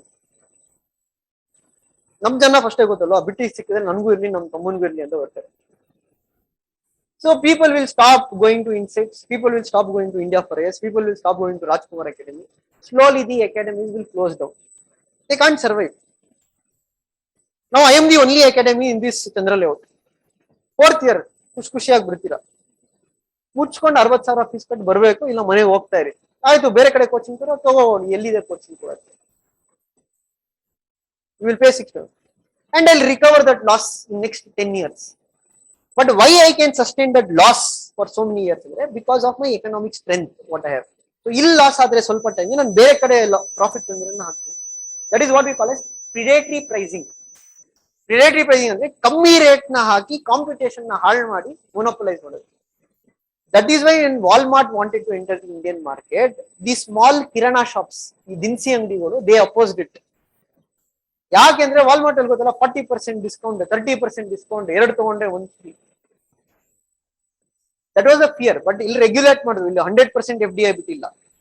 Okay, there are certain restrictions on them. ಅವ್ರನ್ನ ಎಲ್ಲಾ ಕಡೆ ಓಪನ್ ಮಾಡಕ್ ಬಿಡಲ್ಲ, ಕೆಲವು ಕಡೆ ಸೆಂಟರ್ಸ್ ಮಾತ್ರ ಬಿಡ್ತಾರೆ. So many people think that IMF ಮಾಡ್ತಾರೆ ಕರೆಕ್ಟ್ ಇದೆಯಾ? That is again intention and action. Action might be looking good, but their intention is different. Their intention is to make market for multinational companies. So that is what we can say is ethical issues in international financing. So you'll come across many such issues as you read for next 1 year. Itarad barta irutte situations. And lastly, we have citizens charter, work culture, quality of service delivery, code of ethics, public funds, challenges of corruption. So challenge of corruption, we have to look into corruption ಏನಕ್ಕೆ ಆಗುತ್ತೆ, how to stop corruption. You have to read about it. For example, you can say ಈ 2G scam ಆಯ್ತು ಇಂಡಿಯಾದಲ್ಲಿ. If you know 2G ಅನ್ನೋದೇನು spectrum, ಇವಾಗ 5G 3G 4G spectrum. ಅವಾಗ first time 2G ಬಂದಾಗ ಇದು ಸ್ಪೇಸ್ ನ ಅಲಾಟ್ ಮಾಡ್ತಾರೆ, ಸರ್ಕಾರದ ಹತ್ರ ಇರುತ್ತೆ, ಅದು ಅಲಾಟ್ ಮಾಡ್ತಾರೆ ಕಂಪ್ನೀಸ್ಗೆ, ನೀವು ಇಷ್ಟೇ ಸ್ಪೆಕ್ಟ್ರಮ್ ನೀವು ಯೂಸ್ ಮಾಡುವಂತ. ಸೊ ಅವಾಗ ಏನ್ ಪ್ರಾಬ್ಲಮ್ ಆಗಿದ್ದು, UPA ಸರ್ಕಾರ ಇತ್ತು. This A Raja was the telecom minister. So ಇವನ್ ಏನ್ ಮಾಡ್ತಾನೆ, is the minister, is in charge of the department decision making. ಇವನ್ ಏನ್ ಮಾಡ್ತಾನೆ, ಇವನ್ ಒಂದು ಪ್ರಕಟಣೆ ಮಾಡ್ತಾನೆ, will make an announcement that India is going to give 2G spectrum, allot 2G spectrum. On what basis ಅಂದ್ರೆ ಫಸ್ಟ್ ಕಮ್ ಫಸ್ಟ್ ಬೇಸಿಸ್, ಯಾರು first ಬರ್ತಾರೋ ಅವ್ರನ್ನ ಫಸ್ಟ್ ಕೊಡ್ತೀವಿ. ನೀವು ಬರ್ಬೇಕಂದ್ರೆ ನೀವು 10 ಕೋಟಿ ಡಿ ತಗೊಂಡ್ಬರ್ಬೇಕು, ನೀವು ಅದನ್ನ ಫಿಕ್ಸ್ ಮಾಡಬೇಕು. ಅದಾದ್ಮೇಲೆ ಏನಾಯ್ತು, ನಮ್ದು ಕ್ಯಾಗ್ ಏನಿದೆ, comptroller and auditor general of India, CAG, because they are the agency going to do audit. Audit ಅಂದ್ರೆ ನಾನು ಲೆಕ್ಕಾಚಾರ ಅಂತ. ಅವರೊಂದು ರಿಪೋರ್ಟ್ ಕೊಟ್ಟರು, ಏನಂತ, ಇಲ್ಲಿ ಒಂಥರ ಕರಪ್ಷನ್ ಆಗಿದೆ, ಇಲ್ಲ ಇಲ್ಲಿ ಮಿಸ್ ಮ್ಯಾನೇಜ್ಮೆಂಟ್ ಆಗಿದೆ. ಹೇಗೆ ಅಂದ್ರೆ ಅವ್ರು ಹೇಳಿದ್ರು, ಇವ್ನು ಏನಕ್ಕೆ ಫಸ್ಟ್ ಕಮ್ ಫಸ್ಟ್ ಬೇಸಿಸ್ ಅಂತ ಇದ್ದ, ಯಾಕೆ ಇವ್ರು ಆಕ್ಷನ್ ಮಾಡ್ಲಿಲ್ಲ, ಆಕ್ಷನ್ ಮಾಡಿದ್ರೆ ಹೈಯೆಸ್ಟ್ ಬಿಡರ್ಗೆ ನಾವು ಕೊಡ್ತೀವಿ, ಆಕ್ಷನ್ ಮಾಡಿದ್ರೆ ಭಾರತಕ್ಕೆ 70,000 ಕೋಟಿ ಜಾಸ್ತಿ ಬರ್ತದೆ, ಇಲ್ಲ 1.2 crores ಇಲ್ಲ 1.2 lakh crores ಜಾಸ್ತಿ ಬರ್ತಾ ಇತ್ತು. ಸೊ ಭಾರತ ಸರ್ಕಾರಕ್ಕೆ ಇಲ್ಲಿ 70,000 ಕೋಟಿ ಲಾಸ್ ಆಗಿದೆ, ಎ ರಾಜಾ ಮಾಡಿರೋ ಡಿಸಿಷನ್. ಸೊ ಯಾವಾಗ ಬಂತು, ಅವಾಗ ಅವನ ಮೇಲೆ ಇನ್ವೆಸ್ಟಿಗೇಷನ್ ಸ್ಟಾರ್ಟ್ ಆಯ್ತು. ಸೊ ಇನ್ವೆಸ್ಟಿಗೇಷನ್ ಏನಂದ್ರೆ, ಇವನು ಮುಂಚೆನೆ ಕೆಲವ್ರಿಗೆ ಹೇಳ್ಬಿಟ್ಟಿದ್ದ, ನೀವು ಚೆಕ್ ಡಿ ತಗೊಂಡ್ಬನ್ನಿ. ಸೊ ಇಲ್ಲಿ ಎಥಿಕ್ಸ್ ಇಶ್ಯೂ ಬರುತ್ತೆ ಅಂದ್ರೆ, once you are in a power of position, you can misuse that position and that is how corruption can happen. But ಆ ಕೇಸಿಗೆ ಇನ್ನ ಫ್ರೆಂಟ್ ಇದೆ. ಏನಾಯ್ತು ಅದಾದ್ಮೇಲೆ ಕಾಂಗ್ರೆಸ್ ಅವರು ಹೇಳಿದ್ರು, ಇದು 70 ಲಕ್ಷ ಕೋಟಿ ಲಾಸ್ ಆಗಿಲ್ಲ, ಇದು ಅಂದ್ರೆ ಯಾರು ದುಡ್ಡು ತೆಗ್ದಿಲ್ಲ, ಇದು ದುಡ್ಡು ಬರ್ತಾ ಇತ್ತು, ಕರೆಕ್ಟ್ ಆಗಿ ಮಾಡಿದ್ರೆ ಅಂತ ಆರ್ಗ್ಯುಮೆಂಟ್. ಅಂದ್ರೆ ಅವ್ರ ಆರ್ಗ್ಯುಮೆಂಟ್ 0% ಲಾಸ್ ಆಗಿದೆ. ಬಟ್ ಇವ್ರ ಆರ್ಗ್ಯುಮೆಂಟ್ ಅಂದ್ರೆ ಆ ದುಡ್ಡು ಬರ್ಬೇಕಿತ್ತು, ಇವ್ರು ಕರೆಕ್ಟ್ ಆಗಿ ಮಾಡಿಲ್ಲ. ಸೊ ಅದಾದ್ಮೇಲೆ ಏನಾಯ್ತು, ಎಲೆಕ್ಷನ್ಸ್ ಅಲ್ಲಿ ಸೋತರು UPA government, NDA government power ಬಂತು. ಸೊ ಇವ್ರು ಏನ್ ಮಾಡಿದ್ರು, ಆ ಸ್ಪೆಕ್ಟ್ರಮ್ ಲೈಸೆನ್ಸ್ ನ ಕ್ಯಾನ್ಸಲ್ ಮಾಡಿ ನಾವು ಫರ್ದರ್ ಇವಾಗ ಏನು ಚೇಂಜ್ ಮಾಡ್ತೀವಿ, ಯಾವ ತರ ಸಿಸ್ಟಮ್ ಬರ್ತೀವಿ, ಬಿಡ್ಡಿಂಗ್. ಬಟ್ ಬಿಡ್ಡಿಂಗ್ ಅಲ್ಲಿ ಬಂದಿದ್ದು ಬರೀ 25,000 ಕೋಟಿ ಅಷ್ಟೇ. ಕಾಂಗ್ರೆಸ್ ಅವ್ರು ಕ್ವೆಶನ್ ಮಾಡಕ್ ಅಂದ್ರೆ, ಸರಿ ಕ್ಯಾಗ್ ಹೇಳಿದ್ 70,000 ಕೋಟಿ ಎಲ್ಲಿ? ನಾನು ಏನ್ ಟ್ರೈ ಮಾಡಿದ್ದೀನಿ, ಕರಪ್ಷನ್ ಆಗಿಲ್ಲ ಅಂತಲ್ಲ, ಆಗಿದೆ ಕರಪ್ಷನ್. ಕರಪ್ಷನ್ ಅನ್ನೋದು ಬರೀ ಲಾ ಬ್ರೇಕ್ ಮಾಡಿದಾಗ್ಲೇ ಅಲ್ಲ, corruption happens in many ways. You can do corruption without breaking a law. ನಿಮ್ಗೆ ಗೊತ್ತಿದೆ ಅಲ್ಲ ಕರಪ್ಷನ್ ಆಗಿದೆ, ಬಟ್ ನೀವು ಕ್ವೆಶನ್ ಮಾಡಕ್ ಆಗಲ್ಲ. ಇವಾಗ ಯಾವ ತರ ಕರಪ್ಷನ್ ಮಾಡಬಹುದು, ಒಂದು example. Tomorrow you think I am the minister, I become a minister. Now I am in charge of, let us take industries minister. In, I think you will know when you read polity, when you become a minister, you have to take an oath of secrecy. What do you mean by oath of secrecy? You have to not reveal any decision to the public or to people you know. ಅದು rule ಅಲ್ಲಿ ಇದೆ, ಓತ್ of secrecy ತಗೊಂಡೆ ಅಂತಾನೆ ಇಟ್ಕೊಳ್ಳೋದು. ನಾಳೆ ಏನಾಗುತ್ತೆ, ಕರ್ನಾಟಕ ಸರ್ಕಾರ, Karnataka government, they want to decide, ನಾವು ಒಂದು ಇಂಡಸ್ಟ್ರಿಯಲ್ ಪಾರ್ಕ್ ನ ಕ್ರಿಯೇಟ್ ಮಾಡೋದು. ನಾವು I am the concern minister, it's my in charge to create the industrial park. So ಅದಕ್ಕೆ ಲ್ಯಾಂಡ್ ಅಕ್ವೈರ್ ಮಾಡಬೇಕು. ಸೊ ನನ್ಗೆ ಗೊತ್ತಿದೆ ಇಂಡಸ್ಟ್ರಿಯಲ್ ಪಾರ್ಕ್ ಬರುತ್ತೆ. ನಾವು in the cabinet meeting will decide industrial park ದೇವನಹಳ್ಳಿಲಿ ಬರುತ್ತೆ. ಅದು ನನ್ಗೆ ಗೊತ್ತಿದೆ, ಬೇರೆ ಯಾರಿಗೂ ಗೊತ್ತಿಲ್ಲ. ನಮ್ಗೆ ಗೊತ್ತಿರುತ್ತೆ, ನನಗೆ 6 ತಿಂಗಳು ಮುಂಚೆನೆ ಗೊತ್ತಿಲ್ಲ ಪಾರ್ಕ್ ಬರುತ್ತೆ. But I tell my relatives, ಇಲ್ಲಿ ಪಾರ್ಕ್ ಬರುತ್ತೆ, ಲ್ಯಾಂಡ್ ರೇಟ್ಸ್ ಎಲ್ಲ ಜಾಸ್ತಿ ಆಗುತ್ತೆ, ಬೇಗ ಹೋಗಿ ಲ್ಯಾಂಡ್ ನ ಡಬಲ್ ಕೊಟ್ಬಿಟ್ಟು ಕೊಂಡ್ಕೊಳ್ಳಿ. ಅವ್ರು ಹೋಗ್ತಾರೆ ಎಲ್ಲಾ ಕಡೆ ಡಬಲ್ ಕೊಡಿ. ಏನಕ್ಕೆ ಗೊತ್ತು, ಇದು 5 ವರ್ಷ ಆದ್ಮೇಲೆ ಇಲ್ಲಿ ಆಲ್ಮೋಸ್ಟ್ 10 times 20 times ಪ್ರೈಸ್ ಜಾಸ್ತಿ ಆಗುತ್ತೆ. So they go, they purchase the land ಸುತ್ತಮುತ್ತ. ಸೊ ನಾಳೆ ಇಂಡಸ್ಟ್ರಿಯಲ್ ಪಾರ್ಕ್ ಅನೌನ್ಸ್ ಆಯ್ತು. ಅನೌನ್ಸ್ ಆಗಿದ ತಕ್ಷಣ ಲ್ಯಾಂಡ್ ರೇಟ್ಸ್ ಎಲ್ಲ ಜಾಸ್ತಿ ಆಯ್ತು. This is also corruption, but you can't find proof for it. This is corruption. This is how ministers make money. But you can't prove it in court. ನಾಳೆ ಹೋಗಿ ಹೇಳ್ತಾರೆ, ಅದು ಪ್ರೂಫ್ ಎಲ್ಲಿ? ನಮ್ಗೆ ಗೊತ್ತಿಲ್ಲಪ್ಪ, ನಮ್ ರಿಲೇಟಿವ್ಸ್ ಹೋಗ್ಕೊಂಡು ನಾನೇನ್ ಮಾಡಕ್ಕಾಗುತ್ತೆ? So corruption is not only always breaking of the law. Corruption can be also done without breaking the law. So ಅದಕ್ಕೆ ಹೇಳೋದು, ಇಟ್ಸ್ ನಾಟ್ ಬರೀ ಲಾ ಇದ್ದಿದ ತಕ್ಷಣ ಕಂಟ್ರಿಲಿ ಕರಪ್ಷನ್ ಕಮ್ಮಿ ಆಗುತ್ತೆ ಅಂತ ಇಲ್ಲ. ಲೋಕಪಾಲ್ ಕ್ರಿಯೇಟ್ ಆಗಿದ ತಕ್ಷಣ ಭಾರತದಲ್ಲಿ ಕರಪ್ಷನ್ ನಿರ್ಮೂಲನೆ ಆಗುತ್ತೆ ಅಂತಲ್ಲ. ಅನ್ಲೆಸ್ ಈಚ್ ಇಂಡಿವಿಜುವಲ್ ಚೇಂಜಸ್, ನಾವು ಎಥಿಕಲ್ ಆಗಿರ್ಬೇಕು. That is what Gandhi said, be the change you want to see in others. So you can see what will happen. Will tell police is corrupt. If you have watch this show called Satyamev Jayate of Aamir Khan, they have told why police will become corrupt. ನಾವು ಈ government ಗಾಡಿಗಳಿಗೆ ಏನು station ಅಲ್ಲಿ government vehicles ಏನ್ ಕೊಡ್ತಾರೆ, ಅದಕ್ಕೆ per month ಇಷ್ಟು allowance ಅಂತ ಕೊಡ್ತಾರೆ. ಬಟ್ ಆ ಸತ್ಯಮೇವ ಜಯದಲ್ಲಿ ಒಬ್ಬ IPS ಆಫೀಸರ್ ಏನಂತ ಹೇಳ್ತಾನೆ, ಆ ಅಷ್ಟು ದುಡ್ಡು ಸಾಲಲ್ಲ. ಯಾಕೆಂದ್ರೆ the amount of crimes happens in India, you cannot manage the station with amount of money allotted. So ಅದಕ್ಕೆ ಎಕ್ಸ್ಟ್ರಾ ಮನಿ ಎಲ್ಲಿಂದ ಬರುತ್ತೆ? ಹಫ್ತಾ. That is there. That is an you can see today also if you go to government. Postings happens on bidding. To take a post, you have to pay a bribe for that.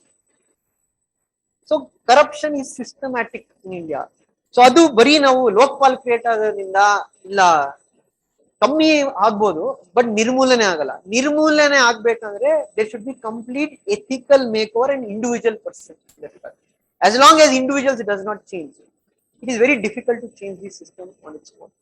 So you have to look into that, and you have to look at different models in different countries, how they have brought to end corruption. For example, now Delhi government has got a new initiative saying that, but Punjab government saying that, through a phone call you can. See, there also it is not that foolproof. And there, Arvind Kejriwal bandid takshana full change ಆಗುತ್ತೆ. But yeah, positive thinking ಇರಬೇಕು. ಹೌದು, ಒಂದು change ಮಾಡಕ್ಕಾದ್ರೂ ಏನಾದ್ರೂ system ಬರಬೇಕು. Only then we can change the system. So here you have to look into certain models. ಏನೇನ್ models ಇದೆ? Indian government ಏನೇನ್ ತಗೊಂಡ್ಬಂದಿದೆ? ಇವಾಗ ಪ್ರಿವೆನ್ಷನ್ ಆಫ್ ಕರಪ್ಷನ್ ಆಕ್ಟ್ ಇದೆ, ಲೋಕಪಾಲ್ ಇದೆ, ಲೋಕಾಯುಕ್ತ ಇದೆ. ಓಕೆ, ಸೊ ಇದೆಲ್ಲ ಇದಕ್ಕೆ right to information. Right to information is a very powerful tool to address corruption to a certain extent in that regard. And as I told, case studies on the above issue. So ಇದು ಎಲ್ಲಾದ್ರ ಮೇಲೆ ಅವರು ಒಂದು case study ಕೊಡ್ತಾರೆ. ಅಂದ್ರೆ ನಾನು ಹೇಳ್ದಂಗ 250 marks ಇದ್ರೆ 125 marks theoretical ಇರುತ್ತೆ, 125 marks you have case studies. You have to solve cases. So the best way to approach for this is that have one book, try to understand the basic meanings, then try to improve your understanding, try to collect examples, try to look into some toppers answer scripts or notes upload ಮಾಡಿದ್ದಾರೆ ಎಷ್ಟು ದಿನ. ನೀವು ಆ notes ಓದಿದ್ರೆ ಆಗಲ್ಲ, ಅವ್ರು short ಆಗಿ notes ಮಾಡ್ಕೊಂಡಿದ್ದಾರೆ, ಬಟ್ ನಿಮ್ಗೆ ಐಡಿಯಾ ಬರ್ಬೇಕು, ಹಿಂಗ್ ನಿಮ್ದೇ ಒಂದು ಸ್ವಂತ ನೋಟ್ಸ್ ಪ್ರಿಪೇರ್ ಮಾಡ್ಕೋಬೇಕು. Then solve, right. ಇಲ್ಲಿ writing ethics is not like films, you have to write answer in that. So only then you will be able to you can say perform well in the exam. See, these are few questions which have been asked in ethics paper. One question they've asked: all human beings aspire for happiness. Do you agree? What does happiness mean to you? ಯಾವ ಪುಸ್ತಕದಲ್ಲಿ ಇದೆ? What does happiness mean to you? ಯಾವ ಪುಸ್ತಕದಲ್ಲಿ ಇದೆ? In which book it is there? Which book gives you the answer? What does happiness mean to you? It is not there in any book. Why I showed you this question andre, what is UPSC looking for? They are looking for a candidate who can understand the concept and apply the concept in the exam. They don't want a candidate yado ಒಂದು material ಇಟ್ಕೊಂಡ್ಬಿಟ್ಟು ಅದನ್ನ ಉರು ಹೊಡೆದ್ಬಿಟ್ಟು ಇಲ್ಲಿ ಬಂದ್ಬಿಟ್ಟು ಬರೆಯೋದಲ್ಲ. See, you usually you observe there is a tinge of difference between this KS officers and IAS officers. ಒಬ್ಬ ನೋಡಿದ ತಕ್ಷಣ ಹೇಳ್ಬೋದು ಇವನು IAS ಇಲ್ಲ ಇವನು ಪ್ರಮೋಟಿನ. ಯಾಕೆ ಅಂದ್ರೆ KS ಅಲ್ಲಿ ಇಷ್ಟು ಅಡ್ವಾನ್ಸ್ ಎಕ್ಸಾಮ್ ಇಲ್ಲ, ಅಲ್ಲಿ ಇನ್ನ ರೋಟ್ ಲರ್ನಿಂಗ್ ನಡೆಯುತ್ತೆ. ಸೊ ಯೂಶಲ್ ಆಗಿ ನೀವು ಯಾರು KS ಅಲ್ಲಿ ಸೆಲೆಕ್ಟ್ ಆಗ್ತಾರೆ, ಕೆಲವರು UPSC ಆದವರು ಇದ್ದಾರೆ, ಹೇಳ್ತಾರೆ ಎಲ್ಲಾರು ಹಂಗೆ ಇದಾರೆ ಅಂತೆಲ್ಲ. But most of the thinking candidates ಇಲ್ಲ. ಬಟ್ ಹಂಗಂತ UPSC ಪಾಸ್ ಮಾಡಿದವರೆಲ್ಲ ಆನೆಸ್ಟ್ ಇದಾರೆ ಹಂಗಂತ ನಾನು ಹೇಳ್ತಿಲ್ಲ. ಬಟ್ ಈ ಎಕ್ಸಾಮ್ ನ ಪಾಸ್ ಮಾಡಬೇಕು ಅಂದ್ರೆ ನೀವ್ ಚೇಂಜ್ ಆಗ್ಬೇಕು, ಎಕ್ಸಾಮ್ ಚೇಂಜ್ ಆಗಲ್ಲ ನಿಮಗೋಸ್ಕರ. That you have to understand. See, that's the problem. Why I'm telling you that after 3 months, after 4 months, after 5 months, you will see your class strength reducing. That is normal. That every year we have seen it will start reducing. ಯಾಕಂದ್ರೆ initial ಜೋಶ್ ಇರಲ್ಲ. Initial ಬಂದಿರ್ತಾರೆ, ರವಿ ಚಂದ್ರ ನೋಡ್ಬಿಟ್ಟು ಆಗ್ಬೋದು, ಆಗ್ಬೇಕು, ಮಾಡ್ಬೇಕು ಅಂತ. 3 ದಿನ ಆದ್ಮೇಲೆ ಗೊತ್ತಾಗುತ್ತೆ ಏನಾಗ್ಬೇಕು, ಏನ್ ಮಾಡ್ಬೋದು, ಏನಾಗ್ಬೋದು ಅಷ್ಟೇ. ಅವ್ರು ಆಮೇಲೆ ಆಗ್ಬೇಕು ಓಡೋಟೋಗ್ಬಿಡ್ತಾರೆ. No, that's the reason. That's the reality of this field. I'm telling you. Initial ವಾರದಲ್ಲಿ ಫುಲ್ ಜೋಶಲ್ಲಿ ಇರ್ತಾರೆ, ಸಿಂಗಮ್ ಜೋಶಲ್ಲಿ ಇರ್ತಾರೆ. 1 ವಾರ 2 ವಾರ 4 ವಾರ 2 ತಿಂಗಳು 3 ತಿಂಗಳು ಅವಾಗ ರಿಯಾಲಿಟಿ ಬರ್ತಾ ಇರುತ್ತೆ, ಯಾಕೋ ಸಿಂಗಮ್ ಇದ್ದಂಗಿಲ್ಲ ಇದು. ಬಟ್ ಇಲ್ಲಿ ನೀವು ದೃಢೀಕರವಾಗಿ ಹೋಗ್ಬಾರ್ದು. This is where you have to stand strong. ನಾನ್ ಬದಲಾಯಿಸ್ತೀನಿ, ನಾನ್ ಬದಲಾವಣೆ ಆಗ್ತೀನಿ, ನಾನು ಎಕ್ಸಾಮ್ಗೆ ಹೆಂಗ್ ಬೇಕು ನಾನು ಹಂಗೆ ಪ್ರಿಪೇರ್ ಆಗ್ತೀನಿ. But if you expect the exam to become easy for you, it is not going to become. It will not become, because they are this is not some job distribution agency. This is selection. They want to select the best people in India to go become the officers. So you have to turn. ಕಷ್ಟ ಏನಿಲ್ಲ, diamond ಏನು immediate ಆಗಿ ಸಿಗಲ್ಲ, ಅದನ್ನ polish ಮಾಡಬೇಕಾಗುತ್ತೆ. But polish ಮಾಡ್ಬೇಕಾದ್ರೆ eight ಬಿಡುತ್ತೆ, ಅದನ್ನ ನೀವು ಎದುರಿಸೋ ತಾಕತ್ತಿರ್ಬೇಕು. ಸುಮ್ಮನೆ ಒಂದು ಒದೆ ಬಿತ್ತು ಅಂತ ತಕ್ಷಣ ಮನೆಗೆ ಓಡ್ ಹೋಗಿ ಕುತ್ಕೊಂಡ್ಬಿಟ್ರೆ ಆಗಲ್ಲ. That will happen. ನೀವು ಪ್ರೀವಿಯಸ್ ಬ್ಯಾಚ್ ಕೇಳಿ, ನಾನು ಅದೇ ಹೇಳ್ತೇನೆ, ನಾನು I am always bit harsh. I don't know how to go soft. I will be always harsh. Some people like it, some people don't like it. That's what I tell. But reality will be always true. You can't. What some people expect andre, they expect to be illappa ತುಂಬಾ easy ಇದೆ, simple ಆಗಿದೆ, ಮುಸೋರಿಗೆ ಆರಾಮಾಗಿ ಹೋಗ್ಬಿಡ್ಬೋದು ನೀವು. ಅದೆಲ್ಲ ನಡೆಯಲ್ಲ. ಮುಸೋರಿಗೆ ಆರಾಮಾಗಿ ಓದಕ್ಕೆ ಏನ್ ದಾರಿ ಇಲ್ಲ, ಆರಾಮಾಗಿದೆ, ಏನಕ್ಕೆ ಯೋಚನೆ ಮಾಡ್ತೀವಿ. ಈ ಸ್ಪೀಚ್ ಕೊಡ್ಬೋದು, ಅದನ್ನ ನೀವು ಈಸಿಯಾಗಿ ಒಬ್ರನ್ನ. ಇವಾಗ ನಾವೇ ಜನದ ಮೆಂಟಾಲಿಟಿ ಹೆಂಗೆ ಅಂದ್ರೆ, they need somewhere some positivity. But positivity ಸರಿ, ಬಟ್ ಏನ್ ಹೇಳ್ತಾರೆ, ಹೋಗ್ಲಿ ಮೇಲ್ಗಡೆ ಹೋಗಿ ತಳ್ಳೋದು ಸರಿ ಇರಲ್ಲ. ಅಂದ್ರೆ ನಾವು ರಿಯಾಲಿಟಿನೇ ತಿಳ್ಕೊಂತೀರಾ, ಸುಮ್ನೆ ಹುಚ್ಚ ಕನ್ಸ್ ಕಟ್ಕೊಂಡು ಹೋದ್ರೆ ಆಗಲ್ಲ. ರಿಯಾಲಿಟಿನೂ ತಿಳ್ಕೊಬೇಕು, ಬಟ್ ನಮ್ಗೆ ಧೈರ್ಯನೂ ಇರ್ಬೇಕು ಫೇಸ್ ಮಾಡಕ್ಕೆ. ಏನಕ್ಕೆ ಕೆಲವು ಸತಿ ಡೌಟ್ಸ್ ಬರುತ್ತೆ, ನಮ್ಮ ಮೇಲೆ ನಮಗೆ ಡೌಟ್ ಬರುತ್ತೆ, ಇದು ನಿಜ ಆಗುತ್ತಾ ನನ್ನ ಕೈಲಿ, ಇದೆಲ್ಲ ಇಷ್ಟು ಸಾಧ್ಯತೆ ಇದೆಯಾ? ನಿಜ ಸಾಧ್ಯ ಇದೆ, ಬಟ್ ನೀವ್ ಮನ್ಸ್ ಮಾಡಿ ನೀವ್ ಓದ್ಬೇಕಾಗ್ತದೆ. ನೀವೇ ಒಂದ್ 2 ತಿಂಗಳು 3 ತಿಂಗಳು ಯಾಕೋ ಬೇಡಪ್ಪ, ನನ್ ಸುಮ್ಮನೆ ಯಾವ್ದೋ ಒಂದು ಎಕ್ಸಾಮ್ ಬರ್ಕೊಂಡು ಹೋಗ್ತೀನಿ, ಬರೀರಿ, ಬೇರೆ ಎಕ್ಸಾಮ್ ಬರೀರಿ. ಬಟ್ UPSC ನ ಬಿಡೋಕ್ ಹೋಗ್ಬೇಡಿ. ನೀವು ಈ ಎಕ್ಸಾಮ್ ಪ್ರಿಪೇರ್ ಆದ್ರೆ ಬೇರೆ ಎಕ್ಸಾಮ್ ನ ಮ್ಯಾನೇಜ್ ಮಾಡ್ಬೋದು, ಬಟ್ ನೀವು ಬೇರೆ ಎಕ್ಸಾಮ್ ಪ್ರಿಪೇರ್ ಆದ್ರೆ ಈ ಎಕ್ಸಾಮ್ ನ ಮ್ಯಾನೇಜ್ ಮಾಡಕ್ ಆಗಲ್ಲ. ಬರೀರಿ, ಬೇರೆ ಎಕ್ಸಾಮ್ ಜಾಬ್ಸ್ ಬೇಕು, you need to have a stability. But at the same time don't lose hopes and don't look for easy things. ನಿಮ್ಗೆ ಏನಾಗಕ್ ಸ್ಟಾರ್ಟ್ ಆಗುತ್ತೆ ಆಮೇಲೆ, ಯಾಕೋ ಇದು ಸ್ವಲ್ಪ ಅಡ್ವಾನ್ಸ್ಡ್ ಆಯ್ತು, ಈ ಚಂದ್ರಲೌಟ್ ಈ ಕಡೆ ಹೋದ್ರೆ, ಅಂದ್ರೆ to go to the other side of the road, ಈ ಮೆಟ್ರೋ ಲೈನ್ ಅಲ್ಲಿ, ಅಲ್ಲಿ ಕೆಲವು ಅಕಾಡೆಮೀಸ್ ಇದೆ. ನೀವು ಅಕಾಡೆಮೀಸ್ ಅಲ್ಲಿ ಹೋದ್ರೆ ಏನಾಗುತ್ತೆ, ಪಾಠ ಏನ್ ಸಿಂಪಲ್ ಆಗಿದೆಯಲ್ಲ, ಇಲ್ಲಿ ಇನ್ಸೈಟ್ಸ್ ಅಲ್ಲಿ, ಇಲ್ಲಿ ಇಂಡಿಯಾ ಫಾರೆಸ್ಟ್ ಅಲ್ಲಿ ಇಷ್ಟು ಕಾಂಪ್ಲೆಕ್ಸ್ ಮಾಡ್ತಾರಲ್ಲ. ಅವ್ರು ಏನಕ್ಕೆ ಸಿಂಪಲ್ ಆಗಿ ಮಾಡ್ತಾರೆ ಅಂದ್ರೆ, ಜನ ಬೇಕು ಕ್ಲಾಸಲ್ಲಿ ಕುತ್ಕೊಳಕ್ಕೆ.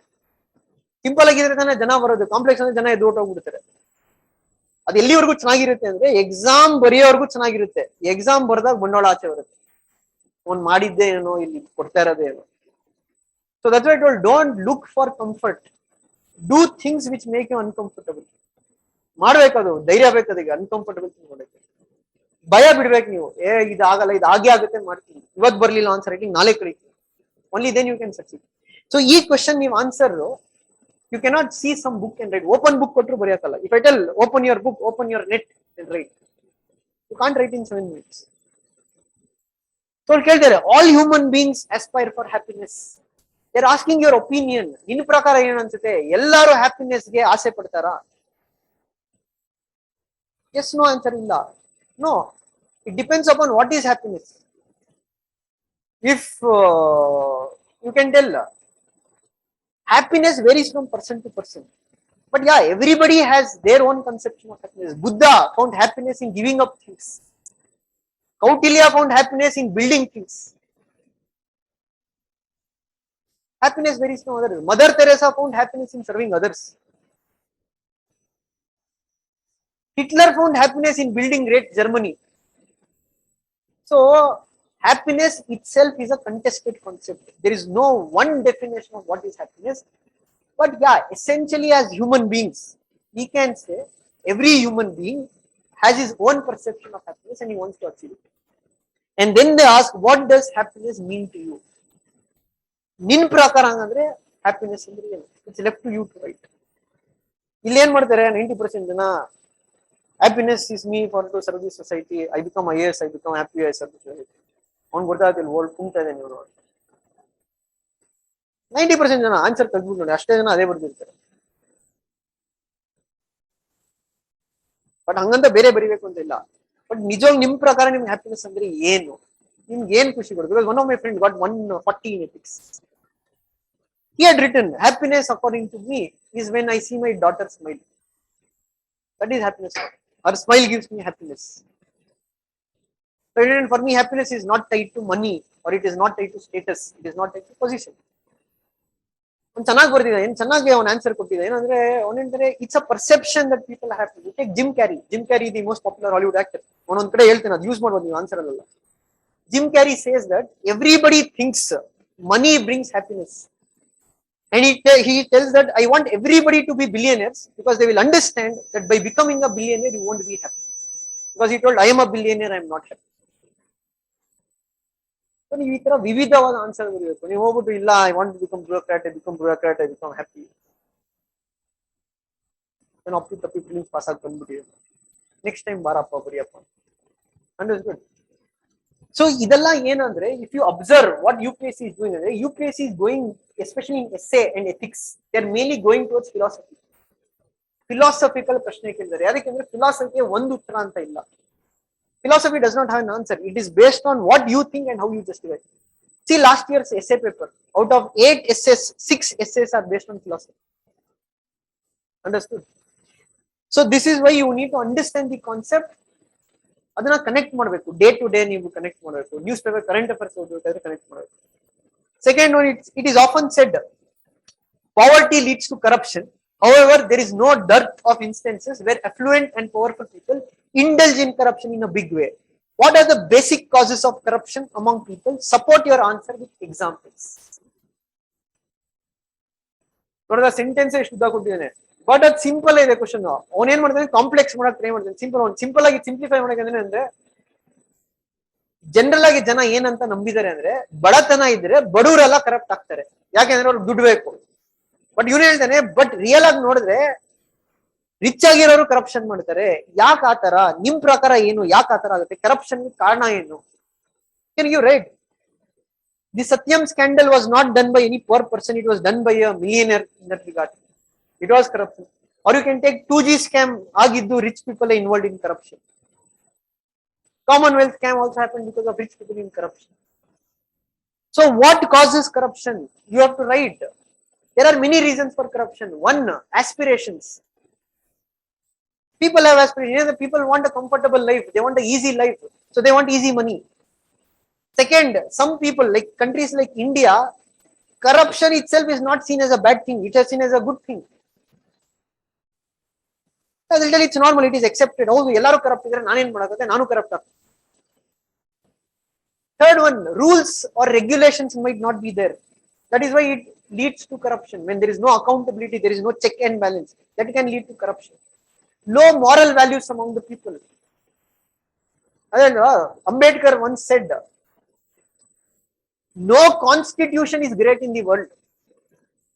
Great people make constitution great. If you give a great constitution to average people, they'll make it average. So he says, don't blame the constitution. Constitution is as good as its leaders. So, any kind of institutions or check and balance there, it is as good as those people who manage those institutions. And you can give examples for that. 2G, CWG, etc. And you have ample examples where poor people have remained honest in that regard. So there was this one YouTube video where an auto driver, the Indian Karnataka police gave him an award. He found a 20 lakhs suitcase, he returned back to the owner. That is honesty. He could have taken it his poor. So we cannot tell poverty alone causes corruption. Yeah, poverty is one of the reasons for corruption. But we cannot tell all poor people are corrupt and all rich people are honest. So these kind of questions, what is being asked in the exam, these are the questions you need to look into. So what do you do? Ethics, I told. Read lexicon. Once you read, try to understand. Don't by heart.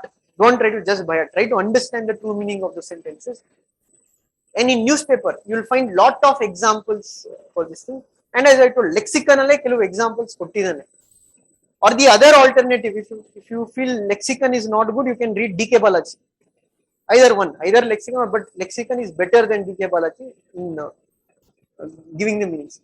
Then refer to any toppers notes. You have the website use ಮಾಡೋದು ಕಲೀರಿ. Okay, ಇನ್ನೊಂದು problem first ಹೇಳ್ಬಿಡ್ತೀನಿ students ಏನಾಗುತ್ತೆ. Some people are reluctant to use internet. See, today you are living in a digital world. Tomorrow, if you become an officer, also you need to use digital tools. Okay, that is the future of India. Even if you go into government jobs, it requires digital skills.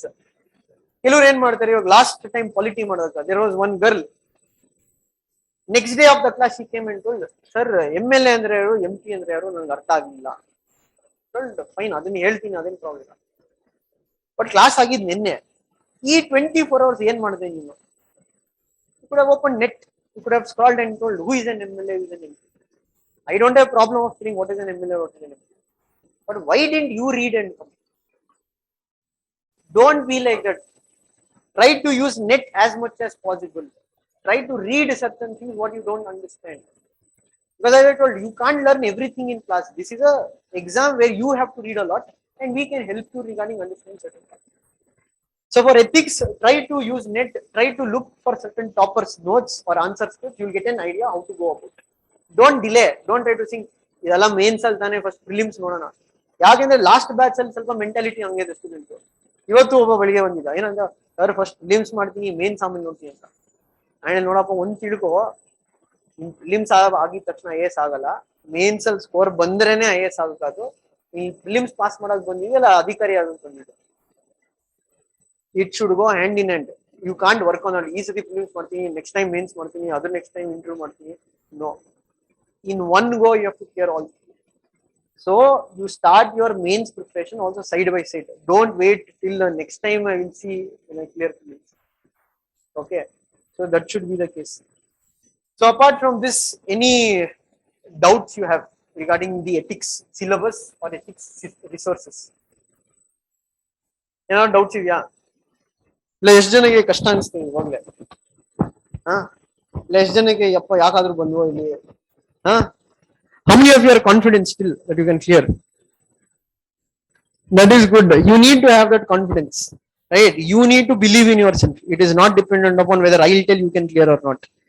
Even if somebody tells you you can't clear, that is when you have to clear and show.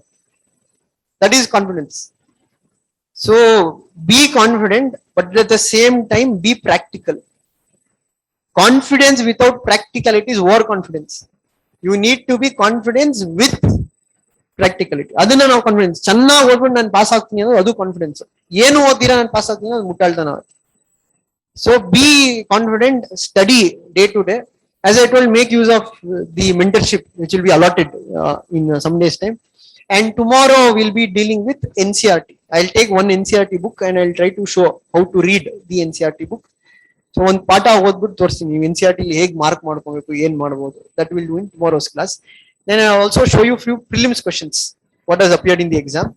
Why you need to see prelims question? ಅದೇ ಹೇಳಿದ್ರೆ first ಏನೇ ನೀವು question papers ನೋಡಕ್ start ಮಾಡಿ. Don't wait till the chapters are completed, because once you see these questions you will understand it's not so difficult.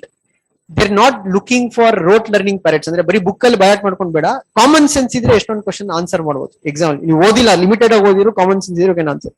That I will show you tomorrow, that what kind of previous year questions have been asked in UPSC and how we can answer them. So any other doubt for the online students? Any doubts for the online students? Any doubts for the offline students? Okay, then we'll meet tomorrow.